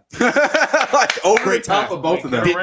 Did you guys see the graphic that he leads the team in rushing yards? Yeah. Unbelievable. Yeah, Fitzpatrick last year led the Dolphins in rushing yards. It's going to be a similar scenario for the Giants. It looks like this year. Yeah. So for Rojo, I mean, if I'm Bruce Arians, why would you not stick with him? The last 3 games, he's got 3 straight 100-yard games. He's averaging on the year 4.9 yards a carry, where I think he's going to lose it because he cannot catch the ball to save his life. And they want to feature him. I've seen so many games, on he gets targets where Brady's like, he's wide open for 6-7 yards. I'm going to take this all day, right? It's Tom Brady's career. He'll take what the defense gives you, but he cannot catch. And so I think, a lot of drops. So I think that's where Fournette's going to shine a little bit because he had 70 catches last year. But as a running back, if I'm, Bruce Arians, this guy's doing it. He's played 2 good defenses in the Bears and the Packers, and he, ate on both of them. So you gotta ride the hot hand. I think so too. For me, I think Rojo will be his own worst enemy if he can keep up this efficiency, and most importantly, if he doesn't put the ball on the ground. He's going to stay on the field. He's going to out-snap Fournette. What I'm worried about is, red zone usage, red zone touches, those catches that, we're all mostly in PPR leagues, right? So those are some things that worry me. But to answer the question, I think he can hold him off, but it's really down to Rojo. I don't think it'll come up to the coaches. I do think they will continue to let him eat. They'll keep giving him the rock until it's time to not do so. When he drops a really big catch, like Tom is in his face screaming important catch. Same thing, kind of similar to the fumbles, right? Like Tom at the end of the day, Hall of Famer, but he's also kind of a coach out there. He's getting in everybody's face. Doesn't matter if it's Arians, Gronk, his own fucking lineman. He doesn't care. He gets in front of everybody, yelling, causing up a big storm and a mess. So I think until he's not Tom's favorite son, I think it's going to be his job. By the way, the Giants have looked good here in the last couple of plays until that. Man, they're throwing some flags on the Eagles. They are throwing them. Is that defensive, I guess? Yeah. Offensive. Looks like the defense is saying offense. Wow. This offense, I'm going to be shocked because. Eat another power bar, Danny. Jesus. Come on, guys. Get your flags going. Let's go. We would like to know who the call's against. Shepard on a legal pick. It looks like it's against the Giants. It would appear so. Yeah, they're getting confirmation from Peterson, who wants to accept it or give him a 4th and short. I like that. I like the necklace that this referee wears. That's smart. To hold his mask. I might invest in one of those. 3rd down, smart. Because where it would have been 4th and 1. It would have been tempting to go for it. Yeah, I mean, he could have sold that way better. Ugh. Yeah, I don't love it. 3rd and 13. All right. They are going to be kicking. Is that the backup? Is that Caden Smith? Caden Smith. I picked him to get the first penalty in the game. All right, we got Giants on 3rd and 13. We'll follow this one. They're going to kick it. They're not going to get this one, but we'll follow this. Dan Jones. Darius Slayton for 25 yards. 5, 4. Timeout. Set hood. All right. Cue Danny down fumble. No, he's going to run. He's going to run. Just run for it. Not going to get it. And they're going to kick it. What's Sneaker Kenny up to? With Kenny, Showdown Captain of the Night, D-Jax got me. Not sure what he's referencing. DFS. Yeah, he's got D-Jax as his captain. Gotcha. I did put him as a captain in one of my lineups too, just to see what would happen. But you know how it works in DFS. You look good the first quarter, 4th quarter, you ain't looking that good. Good God, guys. Do this before, and it's stupid because if the offense subs the swinging out, game, you have to wait they're for just trying to get them on a call. Well, you got a guy wide open at the top. Is he going to call timeout? Look at this. Here it is. Oh my God. Bro. I saw him breaking down the field. Oh my God, the punter. What are you doing? Pat McAfee would have audibled. No, Pat McAfee has a ton to say about that tomorrow. I guarantee it, because he should have tossed it. Yeah. But the punter was scared because there was pressure coming down. He's got to be pissed. I would have, because the thing is, you're waiting. I would have shouted at that receiver because I'm like, dude, because there's no one there. He pointed too. Like what do we expect here? Like, it's the Giants. Yeah, Joe Judge is trying to make a nice little move there, right? He's trying to out coach Peterson. Does he have the guys that can go out there and execute it? No. Hell no. I'd let Barkley punt if that was the case. Like, what the hell? John Reed says, Nick, hope that soda bottle is turn of spit of cup later tonight. Oh no, I forgot my dip in the car before the show, so I don't have any dip. You guys, it's cute. It's good. It's good. I like that. All right, now to some not so great news. I'm really pissed off. I really hate this. Why? Because I've been banging that Raiders drum all season long, even in the summer, man. Really high on these Raiders. I was under the assumption that they were going to lose their entire offensive line this week because of Trent Brown. He tests positive for COVID. He's not wearing his bracelet. Now, John Abram and the whole offensive line are on the COVID list, apparently until Saturday, where they can check back in, get their positive or whatever negative tests so that they can get back on the field. So that is good. But could they potentially be missing all of them? Technically, yeah, because Trent Brown has been in contact with them. Before that, you don't have it up, Nick, because you don't have your numbers up. Sorry, I try to keep the stream up. No, it's all good. It's all good. Appreciate that. So the Raiders have just been super efficient, period, right? They have had 50 drives on the season. They've scored on 28 of them. Josh Jacobs, in my opinion, has been the reason why. Like, he's been the biggest X factor for that team. They're doing it with literally no help at receiver. Darren Waller is their wide receiver one, and he's a tight end. Hunter Renfrow, here we go. Hunter Renfrow, Brian Edwards, Henry Ruggs. Fucking finally healthy in the last game. Nelson Aguilar. I know he scored that fucking touchdown. It was beautiful. I saw that too. I was beautiful. Yeah. Smash the like button, take it to the Hizzy. I'm a Ruggs guy. That shit was awesome. He only had the 2 catches. It would have been nicer to see, like he's gonna be that type of receiver, though. Get him rolling. Yeah, I was loving it though. But regardless, none of their receivers have been consistent. They're just healthy. It's a revolving door. It's a combination of great coaching, an offensive running game, and really just Derek Carr not fucking shit up. Look, they've got 2 guys over here though. You see how they tried to overload him? Yeah. Because he's not going to have enough time. He's telling them right now, I'm going to pass you the ball, sir. He's not looking. That's the problem. He's not looking. You're right. This guy didn't even look, bro. He That's didn't. what he's pointing at. That's what he was pointing at. He's like, look. He would have tossed it. I couldn't kick it. Where's Weatherford when you need him? Yeah. That guy was jacked. That guy was pretty big. That's why I thought it was Weatherford for a second. I was like, I don't think he's in the league anymore. Anyways, Raiders offense, it's been beautiful. It's been great. I was telling these guys, Josh Jacobs, MVP candidate. I mean, it's not a quarterback award, but still, he is the reason why they have had the success that they have. I mean, that's the one thing I hate about that award. It's literally the best quarterback, and that's what offensive players should be. Like, you see right now. Bad pass. Penalty on that? No, it was receiver. No. Hate it. With the plays they've been calling though. True. I get you. But my thing is, like you look at, I saw like the odds for MVP, like Ryan Tannehill's like 5th or something, and I'm like, where the fuck is Derrick Henry? Yeah. Like, like nothing against Tannehill. Tannehill's having an awesome year, but like Henry's just as valuable, if not more so. Same thing like you said with the Raiders. That Jacobs does a lot for that team. He is the pulse of that of that offense. I was about to say the offensive line, but dear God, they may not have one in a week, so I don't want to. I don't want to jump into that too deep. And it kind of worried me like all season that this was going to happen to some team where a position group may be threatened. Yeah. It could literally be anything. It could be all of your wide receivers. It could be all of your running backs, whatever. Offensive line, we don't put them into our fantasy lineups, but it's going to have a huge effect on this weekend's game. 5 backups in there that have never played together or in a game. That's not good for anybody. I also saw that they couldn't sign someone because it's like a 6-day quarantine period to be with the team, so they can't sign anybody else. Yeah, they can't even pick up anybody from Walmart. Yep. I mean, they get the Browns this week. Their rushing attack has been really good on defense. It's been really good, especially Myles Garrett. He's having himself a year. Beast. Browns and who?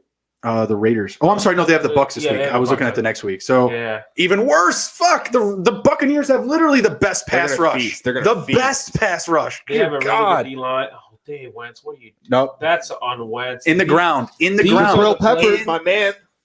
These are the plays where, like, I really like Carson Wentz at a quarterback, but they always piss me off because he's so much better than that. Like, it's not there. Throw it away. It's just throw it away, man. Like, and you had the time. See, that's a sack. And they're gonna blame the line. This is on him. They did their job. Like, what is his deal with about riding the pony before the hut? Like, he's literally like riding a pony. It looks like a karate stance. Yeah, it's just so frustrating, man. Because like, it's his magic orb. See, now that because you just cost your defense about 10 to 15 yards in possession. Oh yeah, this is getting where he's punting from. He's got to get to the 50 at least here to make any sort of. It's barely literally the 50. Yeah, and they're going to get more back, and they're going to get more back. Yeah. Versus if he was punting from his, like 3 or 4, that's probably on their 40. So that's like a turn of 20. Yeah, it's really bad. And quarterbacks that we see do that, Fitzpatrick. Like you see it all the time. Just pressure, dirt, pressure, dirt. I don't care. Take penalties, especially whatever. when you had time. Yeah, all day. And he has legs too. Like he could have actually even broken that into something. But whatever. It's the Eagles. It's Wentz. He has a bad O-line. I won't just put it all on him. But in that scenario where you have the ability to just sideline or dirt, come on, bro. Like, guys, we gotta keep in mind here. We're basically watching a JV of the NFL. Hey, I'm gonna tell you what though. In June or July, I'd be praying for this game. So I'm like, I'll take it. Yeah. I'll take it. Yeah, we gotta be humble, guys. We gotta be humble. Well, I was just saying, like we're like judging these teams as like a normal NFL team, but these teams are so I agree bad. with you. It's like a JV of the NFL. I was doing the same thing you just did, Nick, this morning. Giants and Eagles, and I was like, considering how things could have been, I would be paying money to watch this game a few months ago. So, no, but I agree. It's just this is going to happen with a couple of these Thursday matchups. It is what it is, right? Yeah, no, and that's Thursday Night Football. Thursday Night Football is always going to be bad. They're going to have bad matchups. That's why they should get rid of Thursday Night Football. That's a simple fix. Simple fix. Just get rid of it. 2 games on Monday. I don't hate that. Even a game on Tuesday. I don't even hate that. Just get rid of Thursday. I just don't think teams have enough time to get ready. Just get rid of it. I agree, and I don't think it's healthy for the players. Like they're asking them to go to 18 games, 2 years. Next year. Woohoo! Let's go. 17 games, yeah. These guys can't even last 5. We have to go to a game next year, by the way. There's going to be literally 18 of them. Yeah. Plenty of chances. Yeah, absolutely. I think Bears come to Baltimore next year. Oh, let's go. Oh, I go to that game. Wait, fuck. I don't want to go to that game. Why? Last time I won, they won. I'm scared. I am too. I don't want. I get to yell at you guys this time. We never yelled any such profanities at you. It was a lot of Bears fans getting on me. Yeah, I mean, I was an easy target. I was walking in the middle of Bears fans. It was really easy to find me. So no big deal. Soldier Field East. Yeah, for real. How about I don't think that would be the case in Baltimore. No. Their fans though, from my I think it was a different time though. This was 2017. The fans were really nice. The Bears were really bad at the time. They won that game, but fans are really hospitable. Me, my dad, and my brother went. Nice. It was a nice stadium too. UNC's very nice. I went there for the Chargers Ravens playoff game when it was Lamar's rookie season before they allowed him to pass. So that wasn't they lost. But I had a great time with the fans. I was wearing a Ravens jersey. I was rocking the Hayden Hurst, rocking that 81. You know how I do. So I had a great time because they just welcomed me with open arms. And I was surprised too when I went. I don't know if you had the same experience because yours is playoffs, but like it was worried about getting in and out of the stadium because it's downtown. But I had no problem. It was easy. All. Yeah, it was. Oh, it was great. Whoa! Giants, Golden Tate to the end zone. Wow! Fuck you guys for taking the under. Wow! Yeah, that 40 yards. We're good. We're good. Hey, don't hurt yourself. Don't hurt yourself, Tate. Oh, I just broke my hand. Warming up for Ramsey. Unreal. Let me check my DFS real quick. I had Golden Tate in one of them. Wasn't he your captain? 38 yards. Yeah. What was his prop? Who was that? Who was the LeBlanc? Maddox. It was like Dear God. That was bad, bro. Like, you don't get put on a poster by Golden Tate in 2020, bro. Like, you better good throw. It's a good throw, but I mean that's all Tate to me. Oh yeah. He makes the play there. But no, I could easily see we go through another or the rest of this quarter without another score. We'll see what we get here, but Over's not looking good. 14, what was that? 44 and a half? Yeah, it's not great. We'll see. It's Thursday night at the end of the day, so you just never know. So, what did you guys think about the that trade this morning? That's pretty sweet. So, Yannick Ngakoue, right, coming home to the Ravens. Calais Campbell, him, was it 3 years? Yeah, they're gonna be there again. AFC Championship, like they're gonna be there again. They were on the same line with the Jags in 2017. And they have a nice depth too because Matt Judon's a pretty good pass rusher as well, and he's gonna be a secondary piece. Like they're always gonna be sending people at you, and like what's the other one? Patrick Queen. Right behind middle linebacker. He's been doing good. The Ravens are back to where they were, and they got Humphrey and Peters. And the thing is with Ngakoue, the Ravens are the team he always wanted to go to, just because it's a hometown team. Right. It's a contender, but the Jags obviously want him out of the conference. Yeah. The Vikings don't give a fuck. They're also they've officially they've cashed in. They're out. Yeah. And it's just. They traded for this guy less than 2 months ago.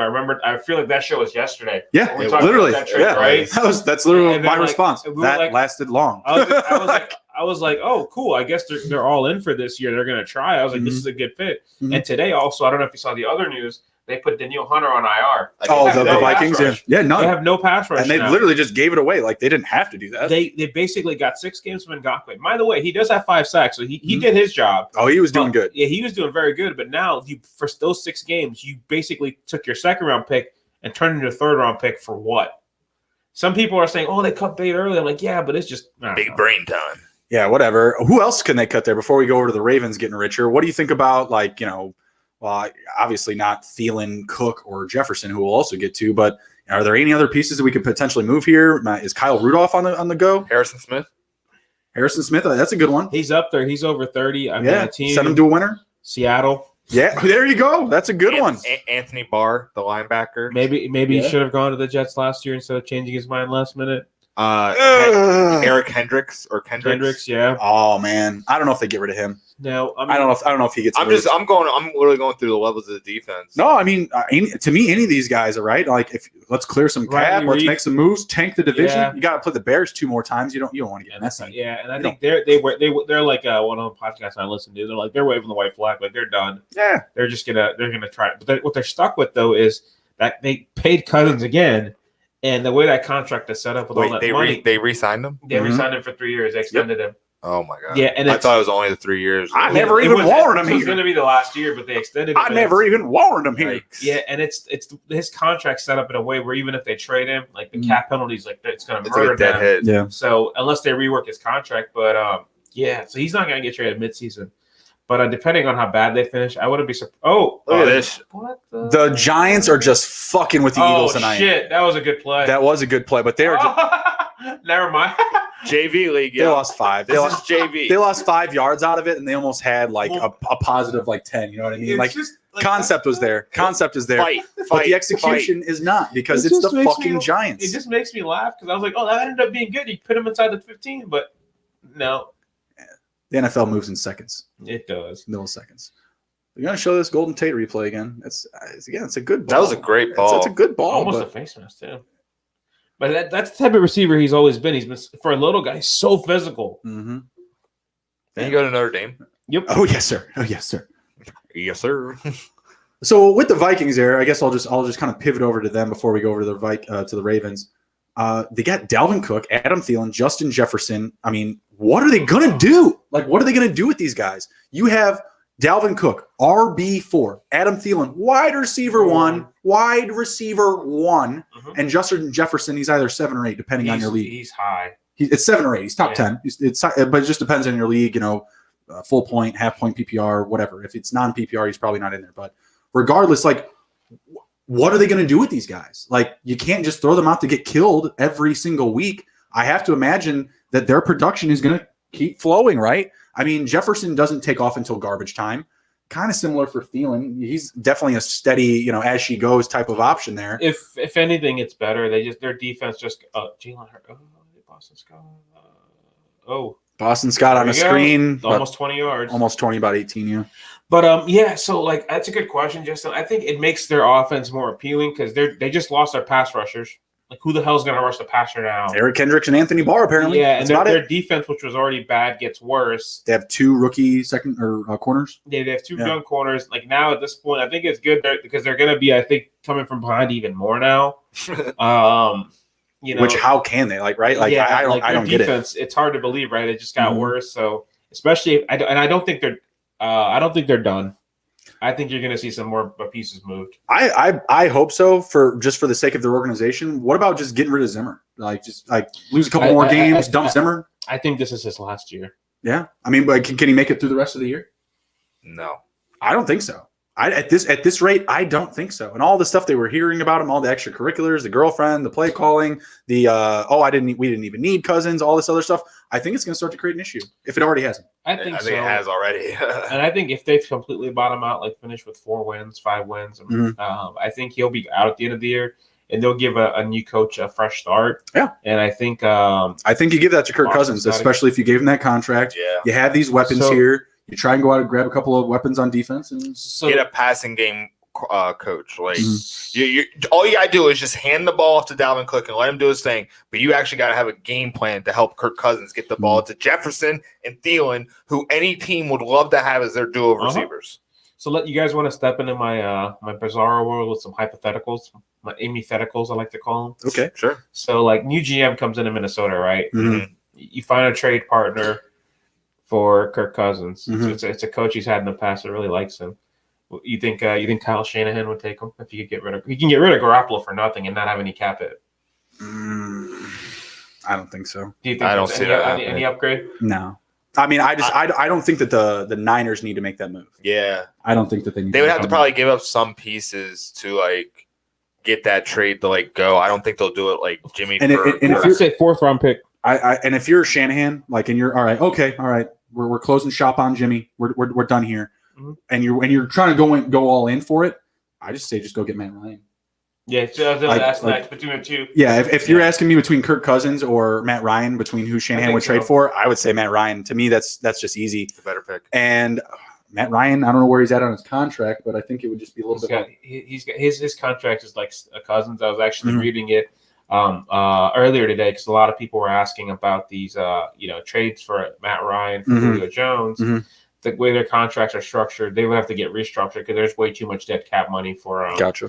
But then again, like I've heard that before, and then I remember like for Antonio Brown, they said no, they're not going to trade him to anybody. They're not going to cut him. There's too much a cap hit. But then they ended up trading him to the Raiders for a 3rd round. Cap hits and shit don't matter. It's all imaginary. The Chiefs signed Patrick Mahomes for $250 million, and they really had the cap space to buy 2 Maddens. So I don't really care what people say about cap hits and all that crap. Yeah. It's just to get the players that you want, and the players that are leaving, you're like, oh, well, we can't pay yourself. It's all made up. It's all arbitrary. They'll move something around. Yeah. Like the Rams. I don't know how the hell the Rams have money to keep extending people. It doesn't make sense. Like Aaron Donald, Jalen Ramsey, they weren't supposed to be able to do it. You write a check to the league and you just get more cap. Yeah. I don't know. It doesn't make sense. So I'm going to be curious to see that. But I think if you're the Vikings, like if you're so sticking to the hypothetical, the Vikings say they bottomed out, right? They have a top 5 pick. If you're a new coach, Justin Fields, Trey Lance, whatever, because Lawrence is going to be gone. He's going to be first pick. Yeah. Would you start over with a new quarterback?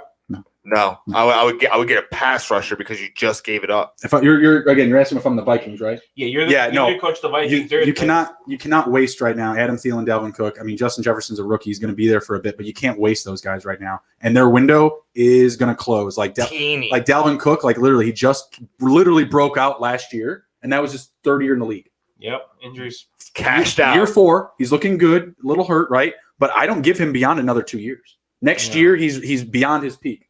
Like that's it. Like next year, if he has a good season the rest of this year, awesome, great. I'm a fan. I love it. But next year, like that's my full stop. That's where I'm just like, all right. After next year, Dalvin Cook not in the first round anymore. You're looking like second, third round. It's it's starting to slip. You know what I mean? There's a lot of mileage on those legs from youth, and college, pros, and it's just. And they just had to pay him as well. They just had to pay Dalvin. So if they don't move on from Dalvin in the next year or so, like I don't know what they'll want to do with that money, right? Yeah. So yeah, I think that they have got to get a piece that will offer them the upside of win now, even if it's just perception, right? Like fan base. Yeah, I guess I just have a different mindset than you guys. Even if I'd kept Cousins, what I would have done, I would take the quarterback. And the reason I would take the quarterback is if I'm a coach, I'm not planning to pick that high ever again. So if I can get a quarterback now, have him sit for a year, then get.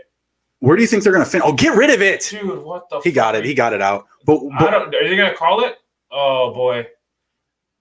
I think that's grounding. I don't think it got there. We'll see. I just don't know. I don't know where. First off, it's going to depend on where they finish in the draft, right? Like where their record is. This team has enough offensive talent to win more games than the Jets, the Jags, the football team. Who am I forgetting? Like Cincinnati. Thank you. Yeah. Like Houston, I'd say it's like kind of even, right? Like I'd say the Broncos. I'd say Watson is an upgrade over Cousins. Oh, absolutely. And Watson just elevates his teams. Like Brandon Cooks is still there. He's had a couple of really good weeks. You know what they really freaking need? They need freaking linemen. Like the Vikings. Yeah. Real bad. Sure. Like, give me the top tackle. And set that up for 10 years. It's been a mess for a while. That would be the best pick if they draft high because you just signed Kirk Cousins, and re-signed Dalvin Cook and re-signed. This is what I don't understand in any kind of sports is why do you sign your top players and then fire the GM within weeks of doing that? Why? The next GM that comes in has to deal with these contracts. You're making it harder for yourself. Stop doing that. You guys shoot yourselves in the foot all the time. Was it the Jets that did that? Like they had their GM do the draft and then they fired him? Exactly. They signed Le'Veon Bell. Adam Gates gets there 2 weeks later and says, "Why the fuck did we do that?" Washington football team, the last year they had Scott McCloughan, they had him do their draft board and then fired him right before the draft. Right before the draft, he took their draft board and went all around the NFL basically for scouting. It's just stupid crap. Like it's really bad. You guys do stupid stuff and then wonder why your team is like set back 5 years. This kind of crap. Yeah. Exactly why. Look at this. This is a joke. The Giants have ran 5 plays and they're in it, folks. The Philadelphia Eagles have ran 20, quadruple the Giants' opportunities, 5 plays, and it all comes down to that shot. Should have not taken the sack by Wentz. Yep. In his own red zone. And that cost them. And they're second and 26 now. He took that horrible because basically a sack, the intentional grounding. And we said the Giants and the spread guys. So you know. We love this right now. That's love. Good throw. That's a good throw. Yeah. They're going to score here. They're going to put up something, but I did tell you they'll go to the end of this quarter without more points, so it's not terrible. Yep.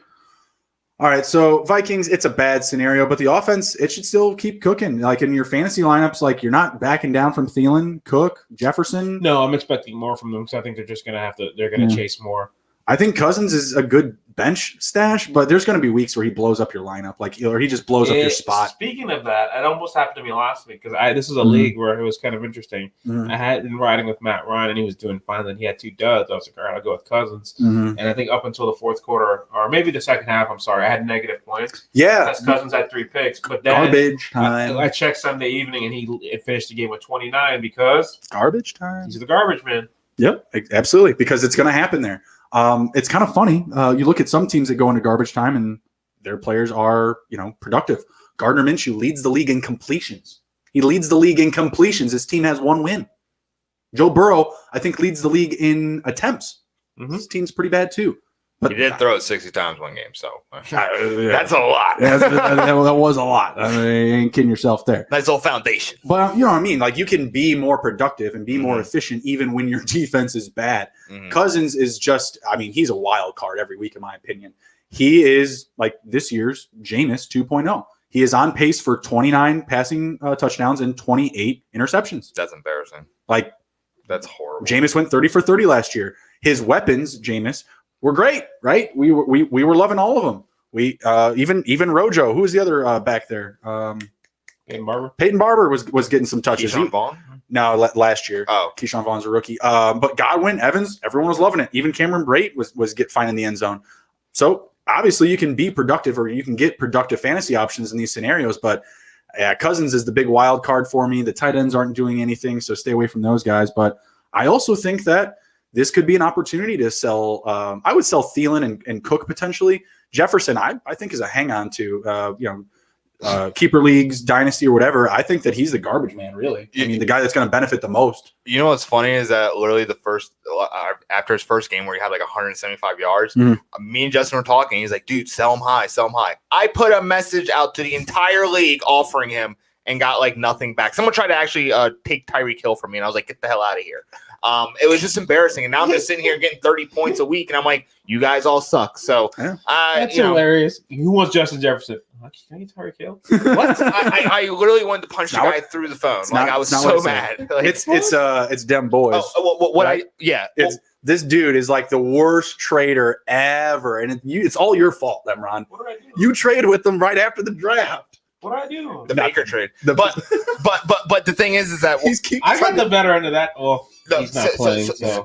So what this guy did, them boys, he asked me for Tyreek Hill, and I was like, all right, I'll give you Tyreek Hill, but you give me Alvin Kamara, and he rejected it outright. And I was like, all right, see it. You should have seen what this dude offered me for Lamar Jackson. It was just disrespectful. He was just waiting for me to trade him. Yeah, he was just like, oh, well, Lamar got moved, so now I can get him. It was like Greg Olsen, a running back 2, and like, I don't know, some random receiver, like no one good.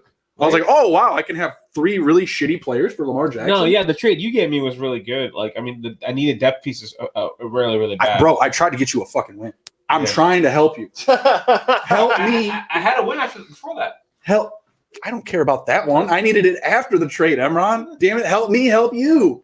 Well, hopefully this week, if Michael Thomas is fucking plays, I have Michael Thomas, Julio Jones, and Mike Evans. I mean, and Kelsey, I'm sorry. That's why I needed the trade. That's going to keep me in most games. Dude, absolutely. That's what I'm saying. But I need to beat that motherfucker last week.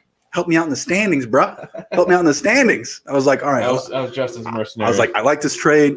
Emron, he's behind me. I've already played him. He's gonna do some damage with this lineup now. He's gonna start kicking some ass and moving me up the standings. My 3 tight end strategy is not working really well. Oh, that's awesome. Yeah, live and learn from that one. Yeah. Jets get their first win week. Never. Question mark. Dang. Nick says they're going for the O. Yeah. Hold on. Because my new job, my DM is actually a Jets fan, and we were talking about it the other day. And I told him, I was like, look, man, he even said, he was like, I don't know why Gase is still here. Sorry, I don't know what to pick. And he's like, I don't know why Gase is still here. And I was like, look, what I think is happening, they are keeping Gase because they can't risk winning a game because they're tanking for Trevor and they're tanking for Dabo. They are not going to win a game this year. Why? We got to take for the coach, too. Seriously, honestly, I think that's what's happening. Gase is done after this year. There's no doubt about it. But they can't risk winning a game because some other teams could be worse than them. I'm with Nick. It took me a while. I think I wrote about this this week or last week was that I think the reason they're keeping him is that, like, why the fuck do you want to win a game now? Like, he's a laughing stock in the NFL. At least make the season mean something. Yeah. And they're also having a small Deshaun Jackson. I'm gonna Deshaun Jackson. I think I might legitimately bet that, Nick. What? They will go 0-16. Let's hear this out here. Okay. So the Jets. All right, I'm just gonna name off the teams actually, and you're gonna tell me win or loss, and you're probably gonna say loss to every single one of these. Bills, Jets. L. Loss. L. Dolphins, Jets. L. Raiders, Jets. L. I don't even care what you say. Seahawks. L. Rams. L. Browns. L. The Patriots. L. Looks like the Jets are getting no wins. I am not going to hit my 2-win prop number. Fuck me. I don't see sometimes I think it was last year, the year before, like the Dolphins surprised the Patriots, but even then, like the Dolphins were playing their ass off. They were playing hard. Like there is nothing in New York for the Jets. There are 2 games on here where I see a circumstance they could win. Dolphins and maybe the Browns. Yeah. Because at the end of the day, the Browns are going to Brown. Those are the 2 I thought of, and unless the other one would be a COVID hit to a team. If a team lost like 4 or 5 players. No. The situation where they're going to win in Miami is Braxton Berrios is going to come home and just tear it up. That's the only way they're going to win. Nick, I would be really on board with that, but The game's in New York. Sorry about They that. already lost to the Dolphins. Yeah. That even worse. So there's no hope there. Yeah, I could easily see it. Sorry, John. I hope you don't have a prop on that because, yeah, I would. I'm gonna find somewhere where I can get that, and I'm gonna take it. I'm gonna take it. I just don't see him, and honestly, as a gambler, I'm gonna bet that shit every week. Yeah, I would too. Bet against them. You can money bet line all week. You can you can money line them, but what are you gonna make? Because they're always like, oh, not money line. I'm betting the spread because they can't cover the number either. Oh yeah, that's what I'm. If you can find the good spot every week, because I could see them. I don't know. Some of these I could see them covering like a 10 or a 12 up against a good team or something like that. I don't know. They couldn't do 9.5 versus the Dolphins. The Dolphins last year were getting I think last year when the Patriots played the Dolphins when they had Antonio Brown, the Patriots were minus 16. Yep. Like it was crazy. I see those numbers trending, or the numbers trending that way for the Jets moving into the back end of the season. So speaking of that, for this week they play the Bills. Are you taking the Jets plus 13? No. Plus 17? No. 21. That we're talking. We're talking. Yeah. And that's only just because what I saw what the Ravens did last week when they were up by a lot. They just parked the bus. Yeah. But even the Dolphins beat them 24-0. Wait, what? Yeah. Was it 24-0? Oh yeah, it was a shutout. It was a shutout. Yeah. Sorry, I should have clarified what team I was talking about. Oh wait, did they get the field goal at the end? I thought there was a coach that was upset about that they kicked a field goal to take away the shutout or something. I think they may have gotten that was the Ravens coach, the defensive coach. That is such an Adam Gase thing to do. Oh, we're gonna kick it. Kick a field goal. Yeah, we're gonna take this one home. Shutout. All right. What about these rookie wide receivers? We were just talking about Justin Jefferson. Who do you like more going forward? Justin Jefferson, Chase Claypool, or another rookie wide receiver that just comes out of nowhere for the rest of the season? Claypool, because he has the best system around him. Darnell, I'm just kidding. Is he a rookie? Chase, yeah, he is. I like Chase Claypool. I think he's on the best team, and he has the best quarterback right now. And I think and they're also using him as a rusher. He's got 2 rushing touchdowns. Yeah. So I think he's more integrated in that offense. If Dak didn't get hurt, I loved what CeeDee Lamb was doing. Yeah. Absolutely loved what he was doing. And Dalton wanted that scared the shit out of me. So he worries me, but I think rest of the way, I think it's going to be the Claypool 1, Jefferson 2. Now that Locke is healthy, I would like to see what Judy does. Got a lot of drops, man. Yeah, I just more, they've had some weird shit going on. They had the COVID stuff. Locke was out for a while. So I want to see what Judy does. Ruggs also, he's finally healthy. They don't have any other weapons on the outside. So I'd like to see what he does. What do you guys think? Like Hunter Renfrow? He's not a rookie. That's true. It's true. I just mean he referenced weapons on the outside, like for the Raiders and Ruggs and whatnot. Like, so like, kind of, I guess touching on the Raiders, kind of similar to the Steelers, these teams, like they balance things out a little bit more. Like they cut the ball up to their guys. I think Juju is not as much a sell candidate as people think he is. I think he will kind of steady out his stat line. Realistically, I like Claypool more. I think he is the answer here, but I'm just going to play devil's advocate because we talked up Justin Jefferson a little bit here, but I'll lean towards Jefferson in the garbage time, just in the sense that Cook, Thielen, Jefferson. Who else is the offense? With the Steelers, they're giving the ball to all the running backs. They're mixing it up with the receivers. With the Raiders, they're doing something similar. Broncos are doing something similar. Everybody's getting involved. Tim Patrick's like the fucking guy there for the Broncos. He's come out of nowhere. Yeah, I love it. It's great. Bang the Tim Patrick drum going forward. I'm starting him. Started him last week. I'm starting him this week. Give me some Tim Patrick. But I just think that Claypool is in one of those systems where, it's great for receivers, but there could just be a few weeks where he just kind of gets put away. Jefferson is similar, and that's why I have those two names at the top of this list, is because the Vikings are in a similar scenario where their offense can get slowed down. Pace of play is just dead, right? Yep. I think they're going to be pretty even, but I think you guys are right. I think Claypool is going to be there at the top, but both are in a really, really good scenario. Going forward, into next year. I think next year Claypool is probably going to go a handful of spots ahead of Jefferson. I think if Dak was still in, I think Lamb would be in this conversation, no doubt. But with no Dak, CeeDee Lamb kind of is going to fall off for sure. Yeah, I mean, Lamb, he did okay at the back end of that game, but Dalton had to pass the ball 54 times. That's what worries me. Exactly. And we don't know what we're going to get out of that. What happens in the week he only throws 30 times and he only has 16 completions? And how many touchdowns? Did he have a touchdown? He don't have a touchdown. He had one. He threw it to Cooper. Yeah, I mean, that's what I'm worried about. You're throwing it 50 times. You're getting your ass handed to you. Mm-hmm. And you that's all? Yeah, That's yeah, all. absolutely. I had him on the prop, bro, for 2 passing touchdowns. Not cool. And so I don't think people understand how bad this team is without Dak. Because, they were losing because their defense did what their defense always does, right? They gave up 40 points. Mm-hmm. Which is kind of a damn shame. They had Van Der Esch back. What's that all about? Jalen Smith, he recorded a ton of stats. I think he did lead the team in tackles, but he was doing great out there, Smith. But, man, I didn't see anything from anybody else. And, man, Xavier Woods is shit. Like, he is bad, bro. Ooh, Ingram, nice catch. Okay, Ingram's eating a little bit now. Yeah, I don't mind that. I got him on the squad. Yeah, I do too. He's one of my 3 tight ends. Hey, the few, the proud. The few, the proud. I need just one more big game from Gronk this week, and I'll flip him to somebody. Yeah, who's got Alvin Kamara? Yeah, good luck with that. Who did I offer for Alvin Kamara? I offered Dalvin Cook and Tyreek Hill straight up. Nope. No shit. Nope. You turned that down? Nope.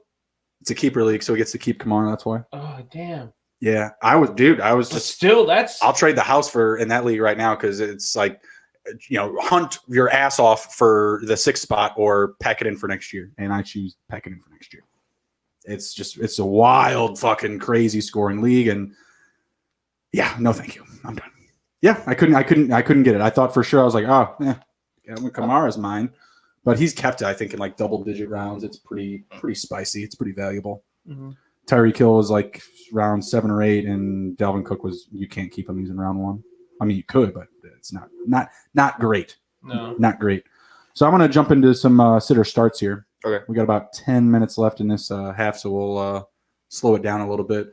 Dan Jones, little play action. Ooh, tip pass. Not one great. of those is going to get picked off. Yeah, both of them keep having those because it's Dan Jones at the end of the day. I'm still waiting for the Carson Wentz turnover. The Giants have been getting 2 a game pretty consistently. Well, he's been trying to get fumbles. Ooh, I'm surprised they didn't call that. It's in his throwing motion. It's all good. I think it looks worse because he jumped up and it looked like he was getting driven to the ground. Pull up some of these here. All right, going over the quarterbacks. Minshew or Teddy Bridgewater? Bridgewater. Minshew's playing the. That's a good question. Who are the Jags playing? Why am I blanking on this? Chargers. Told you. Knew that pick was coming. I knew it. Another tip ball. Eagles with the interception. Literally, watch the replays. Yeah, it's the same thing from 2 plays ago. Jesus Christ. Knew that shit was coming. Did they do the rollout and everything? Yeah, I think I will go with. I'm going to say Bridgewater. Oh, that's actually not even a tip. That's a drop by Ingram. Ouch. Let me do Bridgewater. Minshew. I'll go contrarian. Have fun with that. Makes a Minshew owner. I back and forth each week, man. Yeah, each week. It sucks. All right. Emron, you were asking me before the show if I'm pumped about Monday night. Answer is yes. Bear down. Mm-hmm. Jared Goff or Andy Dalton? Andy Dalton gets the football team. Goff gets the Bears. Goff career versus the Bears, 0 touchdowns, 5 interceptions. Andy Dalton looked really bad. You just got saying how bad he was, so I had to ask. The defensive matchup is what I'm playing. I think Dalton could throw for a touchdown. I don't think Goff will. Okay, what do you think, Nick? Dalton or Goff? Goff. I'm going to say Dalton, too. The Bears, they've allowed, I think it's 4 passing touchdowns on the season or something like that. Whatever. Only one to a receiver. League low. Yeah. And, yeah, fucking Jalen and Fuller are looking really good. Let's see, one more. Why the hell is Ryan Tannehill ranked 13th? He's numbered. So what? We can jump into that game a little bit, too, here. Tannehill was number 2 on the year last year in quarterback behind Lamar. This year, he's number 2 behind Mahomes, and he's played 1 less game. I'm sorry. He should be in the top 5, top 8 every week. I don't care at this point. People just have that problem. They can't get it out of his head. Look, all of his career in Miami, but the last 2 years, Adam Gase. In Tennessee, he's just another quarterback. He got out, and you saw how good he is. Mm-hmm. All right, so Tannehill or Tom Brady? There you go. I guess I had to actually ask the question. Give me Tannehill. Screw Tom Brady. I'm taking Brady. He's killing me. Nick, you can't not. All right, Nick, Tom Brady or Gardner Minshew. Now I'm going to do it to you. You can't say no to both of your starters, Gardner Minshew or Tom Brady. Kirk Cousins. You can pick him up. He's available. He's on a bye, so he's not going to get negative. With that, So he's available. I'm going to go Tom Brady. Gardner Minshew, he is such a garbage time QB, and he might get more completions, but he hasn't been getting the yardage nor the touchdowns. So I'm going to go Tom Brady on that one. Tom Brady or Minshew? Oh, Brady. Yeah, I'll go Brady. I like that matchup against the Raiders defense. Who knows what we're going to get out of the Raiders this week? It's going to be tough. Mm-hmm. All right, let me move on to some other positions here. See. Colt McCoy's on the Giants. Didn't know that. There he is. David Montgomery or Kenyon Drake? Oof. Drake is bringing Montgomery. Kenyon Drake made his buck on that one nut. run. Yeah, he got his nut. On that. You like your fantasy win? you know who's really hurting from that run?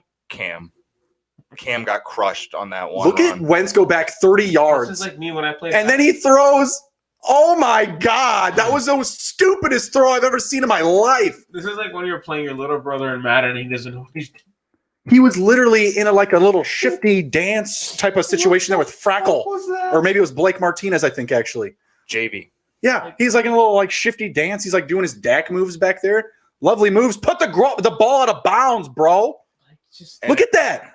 And what you see here is that he has run actually a total of 100 feet yards and for nothing. Like, Jesus Christ. What a waste of energy. Cam says, yeah, you got to throw that away. Yeah, that was really fucking bad, man. That was really bad. That's what I'm talking about. He has that Mamba. Still on the under? He has that Mamba mentality because he's trying to put everything on his back, and the NFL is not a one-player sport. Like, it doesn't take more than everything. Not a league that you can just take irrefutable volume of three-pointers. Like, you just can't do it. Yeah. And also with those throws he's doing, he's just exposing himself to take some nasty hits. Is there a Smush Parker on the team? Yeah, there's probably 5, but it doesn't matter. That is the team. You can't just walk up the court and jack up threes. It's not going to work. Your Robert team Zachary. Yeah. Your team didn't win a championship that year, Kobe, and neither will Wentz's. Dear God. Kobe wasn't playing again. Kobe wasn't playing in, the AFC East or the Eastern Conference, so, it's a little bit of a different situation, but back to it. Montgomery or Drake, which is it? Montgomery. Yeah, I think Montgomery. They're actually using him as a receiver now, so I think that's going to help balance out. Yeah, I'll say Montgomery just because he doesn't have Chase Edmonds there to take away his workload. Three carries and a couple of catches. Elite. I thought Cordell Patterson could have had a better game against the Bucs. That was the game to pass the running backs, and I was just like, all right, this dude can get a touchdown. Yep. Shout out Cordell Patterson, by the way. Tell him. Let him rip. Yeah, so Cordell Patterson's got a little tradition. After every Bears win this year, he gets in front of the camera, he brings it real close, and he hits it. How about them Bears? And which has become really catchy. So he did he on Twitter, he's like, send me your best video of, how about them Bears? I did it. He got a response from me. He liked my tweet. He did a selection tonight. Unfortunately, I did not get selected as a winner for Game 1 gloves. I still like Cordell Patterson. He's a really cool guy. Really good follow on Twitter. But it's always cool. And then later in the day, I got a shout out. Not shout out, but a like from Thomas Jones, because Chris Johnson said the Titans have the best running backs in NFL history. I guess himself, Eddie George, and Derrick Henry. Bias aside, I just heavily disagreed with that. I was trying to dig out some names in my head other than Eddie George, and I'm like, 3. That's a bit I much. went, obviously, me being Travis Henry. That's another one. I was on the Titans. Wendell White. That's the guy. I mean, good ones, legendary ones. I mean, Wendell White, legend at USC. You want some? You guys want some Bishop Sankey? Oh man, ooh! I remember one of the dudes that I was when I was really getting into I was like, all right, I'm gonna do a podcast someday, and I'm starting to listen to all these guys. I remember hearing this dude talk about his worst take. And it was Bishop Sankey to the Hall of Fame on draft night. I'm like, whoa, bro. I thought he was going to be something because he kind of looked like Clyde Edwards-Helaire. He was really short. He's 5'6", 5'7". Hall of Fame on draft night's a bit much. That I wouldn't say. Yeah, that's a bit high. But obviously for me, when I saw that, I was like, what? I was like, obviously Sayers, Peyton. Mm-hmm. I was like Neil Anderson, and then a Matt Forte, who had a very underrated career, but a very good one. And then I gave an honorable mention on Twitter to Thomas Jones because he was only with the Bears for 3 years, but before they traded him, which was stupid. They should have never traded him. But he was our running back during the Champagne year. No. And that was Anthony Thomas? That was Anthony Thomas, yeah. Thomas Jones came in 2004, and then he was there in 05 and 06. Then they traded him in 07 to the Jets. But he did really good in his time there. He was a really good leader, and he should have stayed. He should have finished his career there until for a day game. But he liked my tweet. He agreed with me because It was good stuff. I was enjoying it. It was a good week. I was hoping to get some gloves. It would have been cool to bring him on the show and show them to you guys. But Cordell's a cool guy. Apparently, we're friends now. So we're working on it. We're pretty much best friends with him by association. All right, back to it. DeAndre Swift or Devin Singletary? Swift. He's been picking up. Both have really good matchups this week. Mm-hmm. I'm still going to go Singletary just because I don't know what Patricia's going to do. Swift, like in the preseason, I was really high on Swift. This is before they signed Peterson. I want to say Swift because I think he's more talented and he's more versatile, but they're gonna do some bullshit where Peterson's gonna end up with 3 touchdowns, and that's what happened to me last week in the Jags game. I have Stafford in a lot of leagues. It was such a weird start to that game. Peterson scored the first touchdown. He was getting all the carries, and then they're like, you know what? Screw you. And that's what kills me because the Lions did what I thought they were going to do, drop 30, but they got inside the 5 and they had they ran the ball in, and I'm like, well, fuck, this sucks for me and Kenny Galladay. Yeah. Oh yeah, absolutely. No, I wasn't loving that. I was going against Stafford, so on Sunday I was loving it, but in general, like football, I was like DeAndre Swift. Oh yeah, that's right, because I was also going against DeAndre Swift, and I was loving that my opponent had started him before the game because I found out Adrian Peterson was playing. Yeah, but speaking of DeAndre Swift, that is going to be a fun game this weekend. So, guys, who gives up the double digit lead in that game? The Falcons or the Lions? Yeah. Ooh. Falcons are at home, so I'll say the Falcons. It's only fitting. What do you think? Yeah, I'm gonna say the Falcons. Just because they're at home, or because the Falcon's gonna Falcon? Yeah, Falcon's gonna Falcon. Oh, we got some trickery. Movement. It's a little movement pre-snap. What are we gonna do? Not Dive. score. Run it. Not score to the running back. He's taken down. That's a fumble. That's a fumble. Pick up the fucking ball and run it. Oh my God. How is that not a fumble? Every single player in the NFL will literally run that, pick that up, run it to the end zone, and take a picture with their fucking defense until they tell you it's not a touchdown. Yeah, I never understand when players do that. If the ball's on the ground, you got to pick it up. That is a lateral behind the line of scrimmage. It might be a sack, actually. He's down. I think he's down. Okay, so let's see it because I wasn't even looking for the. Oh yeah, he's down. Okay, he's down. He's down. That's a sack. Okay. Yeah, you're right. That's a sack, yeah. It's a sack for sure. Yeah, all right. They called it appropriately. Okay. I was thinking for sure, like you got to take that. Wentz makes why? Mamba mentality. That's what it is. He's getting in his own way. No, you're not wrong, man. Like I see exactly what you're talking about. He just keeps trying to do it all himself instead of making the correct, safe play. Pick. That's what I'm saying. One pick. 1-1. That's 1-1 right now. Yep, and then he's going to get his passing touchdown later. You're right. It's just like I'd be so aggravated if I'm an Eagles fan because why?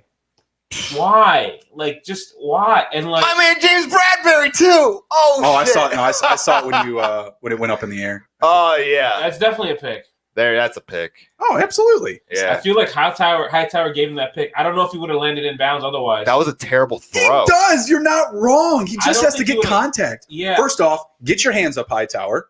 Get your fucking hands up. Just knock it down if you're not going to catch it. Like, Jesus Christ, I learned that in flag football.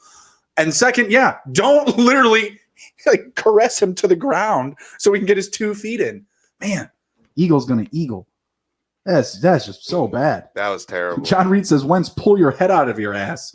I don't know if that's where it's at. I think it's in the clouds, man. I think he thinks he's something that he's not. I really do. Like, I'm all on board with what Nick is saying here about the Kobe Mamba mentality, whatever, trying to do it himself because he keeps just putting himself at more and more risk every second. Like, just get rid of it. Take the sack even. Like, what the hell? He's going to get hurt at this point. The only person I really see scramble like that is Big Ben. And Big Ben is one of those guys that just, for some reason, can just bounce defenders off of him. Wentz isn't like that. And in this game that's so close, take the fucking point. Yeah. You're already up. You're up by 3. Go up by 6. Like, it's blow open the spread. And that was only 2nd and 15. And that's the stuff like where it's just he's trying to score a touchdown on every play and he's not. It's just I can't imagine his Twitter when inside handoff. That's what I run on that play. Inside handoff. It's frustrating because you look at him. You remember the Super Bowl year. He was having an MVP year. He was like special. Like you were like, damn. people actually were debating who's the best quarterback of those three. You know, they thought it was him, and it's just like this. This is like I understand he's by himself, but I understand that, but like. It's not enough for me. It's not enough for me. These are decisions. He's getting time. Like he's just making horrible decisions. His effort is definitely like worth $100 million, but his production is not worth it at all. Like he's trying, you can see he's trying so hard, but it's almost like he just can't realize how bad his team is, and he can't accept that. Dude, just take the incompletion instead of taking the 15-yard sack. And it's going to get him hurt. What's the Eagles' record if Fitzpatrick was their quarterback since week 1? Can I? Yeah, let's do that. Let's look at that. A little minute here. It's a good question. I'm going to answer it appropriately. If one of those teams trades for him, they could win the division. If I was the Cowboys, I'd be calling his ass right now. But Jerry doesn't want to be wrong about Andy. Like Jerry wants to be right about everything. That's why Mike McCarthy will be there all year long. Oh, yeah. I mean, that was just a stupid hire. I never understood that hire. I thought they were I thought they were just staying in place. So let's see. The Washington team week 1. Yep. Give me my mouse. Yeah. Doesn't want to scroll on Google. 49ers are in there. Obviously, Fitz would be Rams, yeah. All right, so there we go. All right, now I can scroll. Football team, it's a win with Fitz. The Rams, we'll say loss. Close. It'll be close. We'll just, for a coin flip, we'll call it a loss. Yeah. Bengals, not a tie, a win. Niners. Oh, Shepard. Hey, there you go, bud. He's legit, man. It just can't stay healthy. It breaks my heart. Also doesn't have a good quarterback right now. Oh, yeah. Rams will say loss. Bengals will say a win. 49ers will say a win. Fitz beat the Niners. I think so. That game was close. They won anyways, yeah. Yep. Eagles did win that game. And then Steelers and Eagles, I'll give the Steelers a dub in a close game. Yeah, Steelers definitely the dub. And the Ravens, I'll give that. That score seems a lot closer than it should be. What, the Ravens Eagles game? Yeah. Yeah, absolutely. Yeah, because the Ravens parked the bus. Ingram got hurt. You know. Yeah. So yeah, I'll say, let's see. So 1, 2, 3, 3-3. That would same as the Dolphins. No shit. Yeah, they'd be leading the division. And tonight, give it a dub. 4-3. They would be leading with a cushion. Would they sweep the division with Fitz? Yeah. No. I feel like that one. They hadn't played Dallas yet. Okay. They hadn't played Dallas yet. So Dallas, they play next week. No Dak there. So yeah. I mean, if you ask me if Dak and Fitz are there, then yeah, I'll give it to Dak. Getting way too deep into it. Do you guys think the NFL should relook at the scheduling? I'm sorry, the playoff seating. They should relook at the divisions. No, seeding as in like just because you win your division, you should not be top 4. I don't know. I mean, the NBA's moving towards that. I don't know. Ugh. I like it as a fan, but for the players and like kind of what their schedule, like you know how you mentioned like you can only play to your schedule, right? Mm-hmm. So for the division, how you have to play your division as many times as you do, I think that like if you didn't have to play your division as many times, I'd be okay with it. But if you still have to play your division X amount of games, then yes. There's very it's literally half the season. There could be a 6-10 team. And I don't like that. I don't like that as a fan. But the players, they don't get to decide that they have to play their division as many times as they do.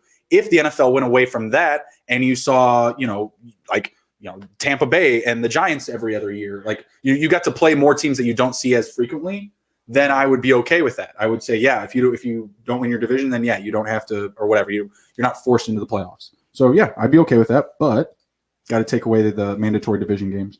The 49ers make the playoffs this year. Negative Ghost Rider. Sorry, John. Way too competitive division. Maybe the Rams slip back down, but the Cardinals holding them off. Seahawks, not going to happen. Not no, and I mean, let's take a look real quick. NFC East is only sending one team, right? Mm-hmm. Absolutely. NFC North is sending 2 teams. Do you guys disagree? No. NFC. What about the Lions? What about the Lions if they take off? I mean, they're getting the Falcons this week. With this week, they could go onto a winning record this week. No, aren't they 3-3? They'd be 2-3. Okay. They had a bye. Oh, okay, gotcha. But I mean, they're still. Yeah, I don't see them catching up to. If there's any division that can be 3, it'd be the NFC North. In the NFC. In the NFC, Seahawks, Cards, Rams. I don't see the Cards making it. Rams. Between who? The Lions and the Rams. Oh, more like the Lions and the Cardinals. That would be the 3. I don't know what it is mentally. I can't buy the Rams. I can't buy the Cardinals right now. Yeah. I can't. That's fair. I mean, I don't disagree. But so we're at 2. So we have how many open spots? Because there's gonna be 3 wild cards, right? Mm-hmm. So we have how many wild cards taken so far? 2. How many teams are the South putting in?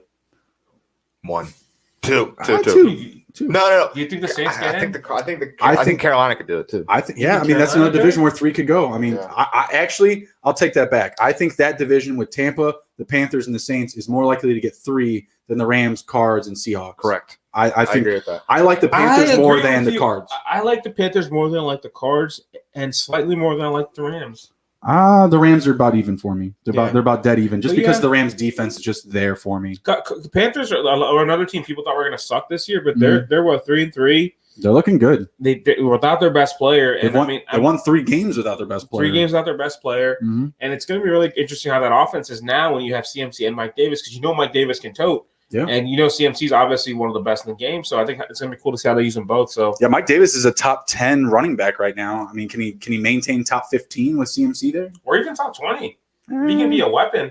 I think he can maintain top 20 just because I think he'll get the touches for it, and they'll continue to spread the ball out behind the line of scrimmage. So to answer John's question, all the stuff we've been saying, we haven't brought up the Niners still.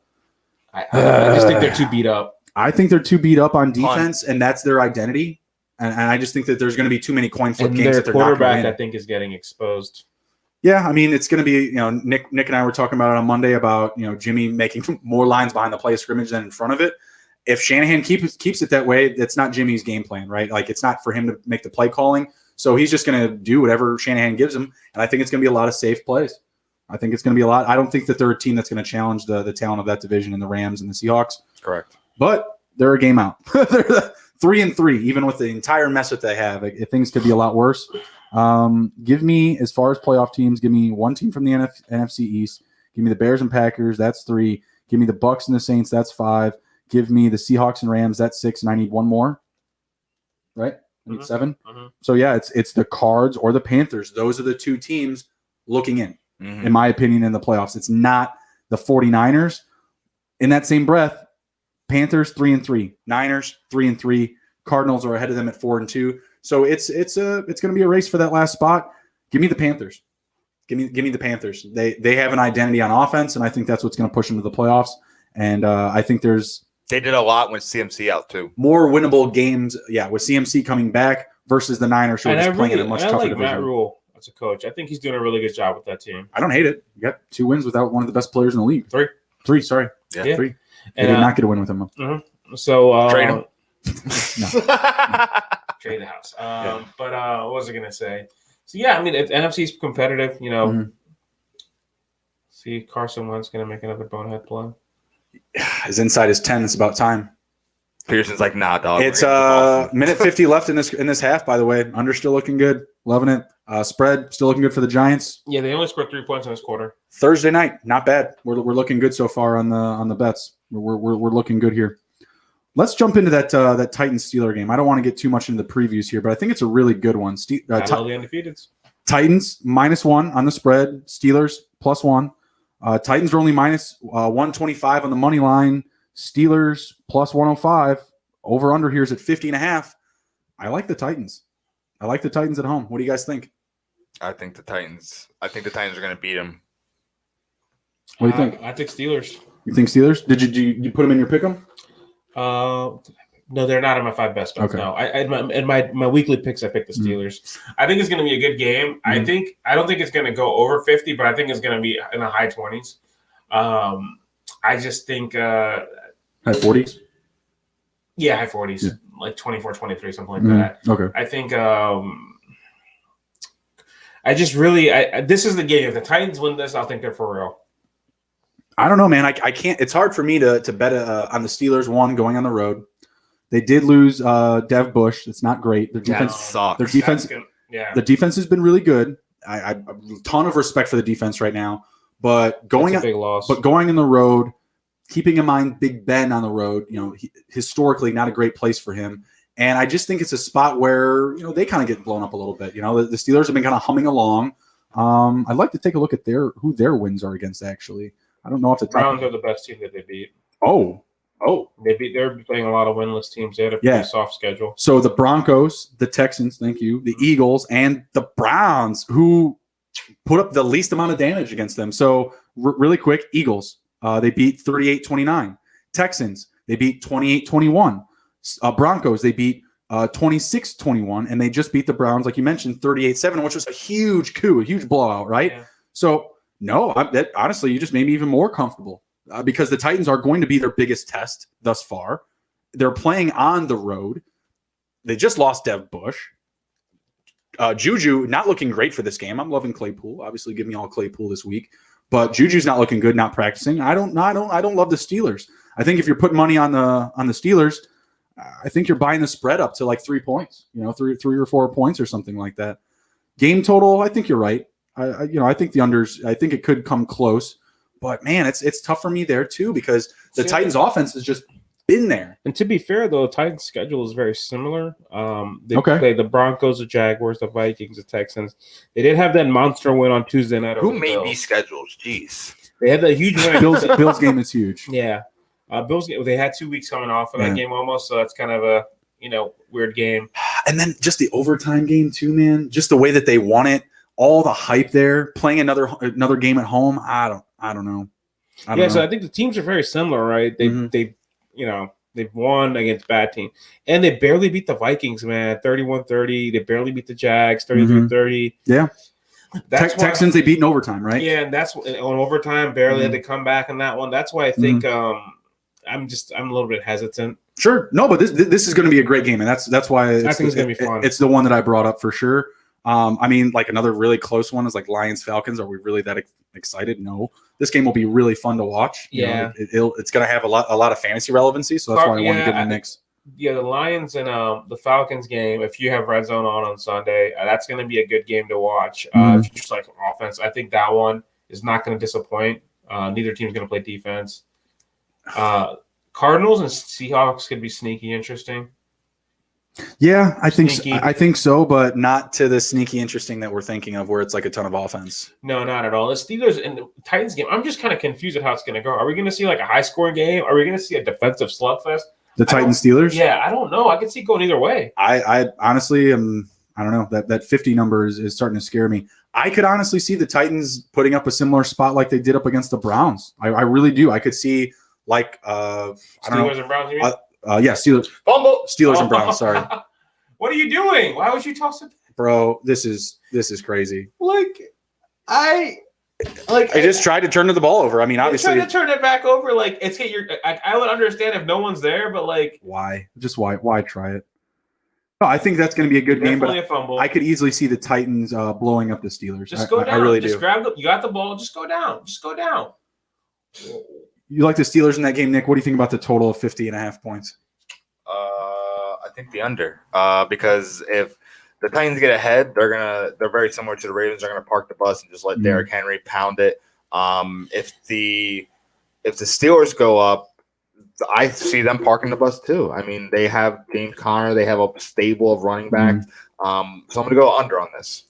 Yeah, I mean, I don't see it as a game where either team's going to be able to make that type of decision. I don't see the Steelers going away, but I don't know if the Titans go up big. Yeah, I mean, they'll definitely park it. But I'll take the Titans. Give me the Titans, actually. Give me a money line. Ooh, that's a good one. Not even going to take the spread on that one. Just give them to me on the money line. Stop celebrating. You got 38 seconds.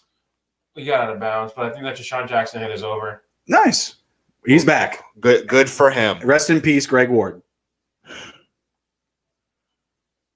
Probably won't record a catch this evening.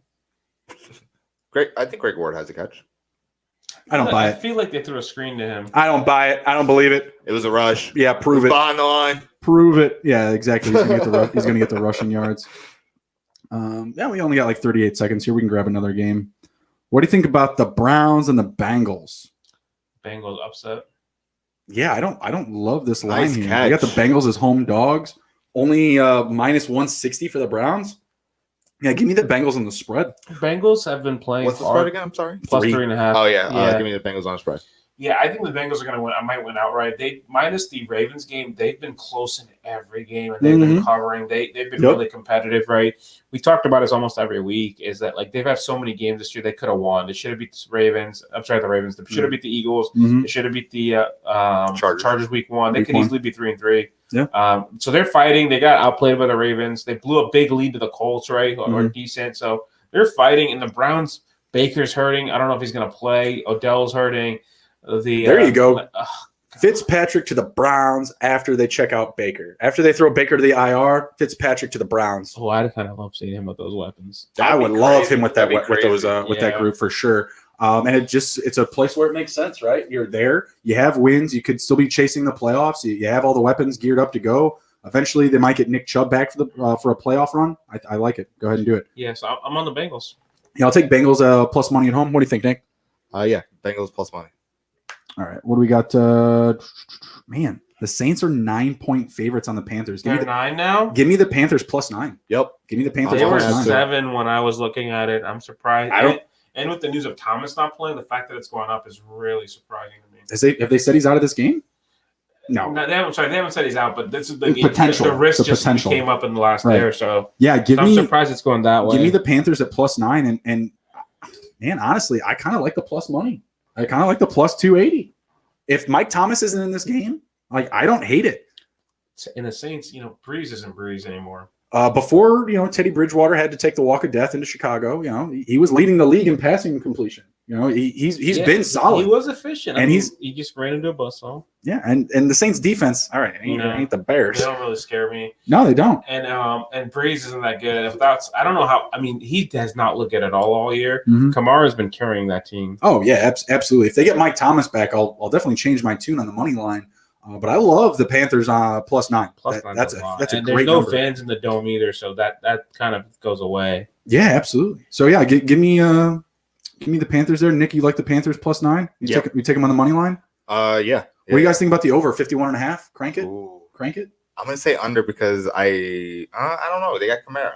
Yeah, I'm gonna say crank it. Over. Crank that. What do you think? I'll take it. Yeah. Saints at home. Let's see. What's another good one here? What about Broncos Chiefs? It's a pretty important game for the division. If the Broncos could pull off an upset here and the Raiders are somehow able to win, the Chiefs will be tied for the division. That'd be second, I think, because they would have That'd be also crazy. Oh, they did lose to the Raiders. They would be second in the division. Oh my God, go Broncos! Did you guys hear about that sports books that was already paying out people that picked the Chiefs to win the AFC West? Dumbasses. What? Yeah. Oh, they're gonna lose some money. Yep. Yeah, that's bad. Good luck getting that back. So the Chiefs are minus 10. I think I might take the Broncos here plus 10. Drew Lock, youngest quarterback to get a win at Gillette. He just went against a pretty stout defense in the Patriots. Yeah. I think I like the Broncos here plus 10. Yeah. Can you guys get on? Yep, I'm on that too. What do you think? Plus 10? I just think the Chiefs are going to have a big game this week. I keep thinking that, but do they? Yeah. But do they? It's got to be the week. I don't know, man. I was expecting more from that Bills game from both sides of the ball. The Tuesday night effect is still going to come into play here a little bit. Speaking of which, how many games are they actually playing at 1 p.m.? I guess more than I thought. For some reason, I kept seeing every guy in my matchup in the 4 o'clock games. I'm like, are they even playing at 1 p.m. this week? I do hate that about Wentz with a teardrop. Oh. No, thank you. And they're going to kick it. Or will they? No, I don't think. Or will they? We got 35 seconds left here. Actually, less than that. That was the play clock. Yeah. Come on. Why are we even getting the replay? Get the fuck out of here with that. Yeah. Give me the Broncos at plus 10. I'm not dipping into the money line, but they are playing at home. They are playing at Mile High. I think there's a little bit of an advantage there. Give me the plus 10. Give me the plus 10. I think that line moves down too. I think that moves down to 7 by Sunday. I really do. Here's another big one. Another big spread. Chargers and the Jags. Can you take the Jags at plus 9? Oh man. He missed it. What a bastard. 29 yards. Is that even a pat? It's not even a pat. I think Pat's 31. Yeah, my God, man. Cut him. Goodness sakes. Graham Gano. No. Jake Elliott. There you go. Other way. I was like, not getting the prop, whoever it was who I was thinking about pregame. All right, so yeah, we're going to be closing it down here. We'll just kind of close it down here with the Jags and the Chargers talk. Jaguars plus 305 on the money line. Chargers playing at home. Definitely Chargers on the win, but Jags cover 9 points. Same team beat the Colts. No. I don't like it traveling It's a barrage. to the West Coast. Yeah, I think they got lucky week 1. I just don't think so. I like the way Herbert's playing. I think Mhm. Herbert's in for a big game against that defense. All right, what about the total? Can we get Minshew any love there? 49 points? He covered it against the line with the Lions. I think he'll cover it this week too. Yeah, give it to me. They're not going away. I think Herbert can get maybe a 3-touchdown game himself. Ooh, I see that possible. Yeah, absolutely. I think you're onto something there. We'll check back in on that Sunday morning come prop time. Yep. All right, you guys got anything to close it down with? Nope. No, it's just another week. Always with everything that's been going on.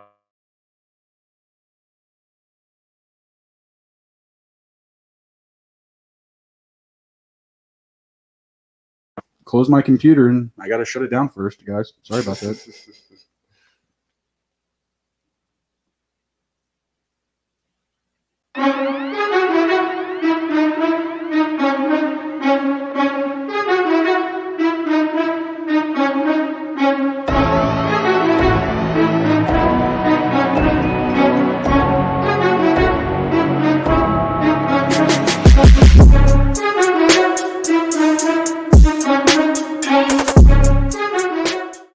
Like the game previews and stuff. Yep.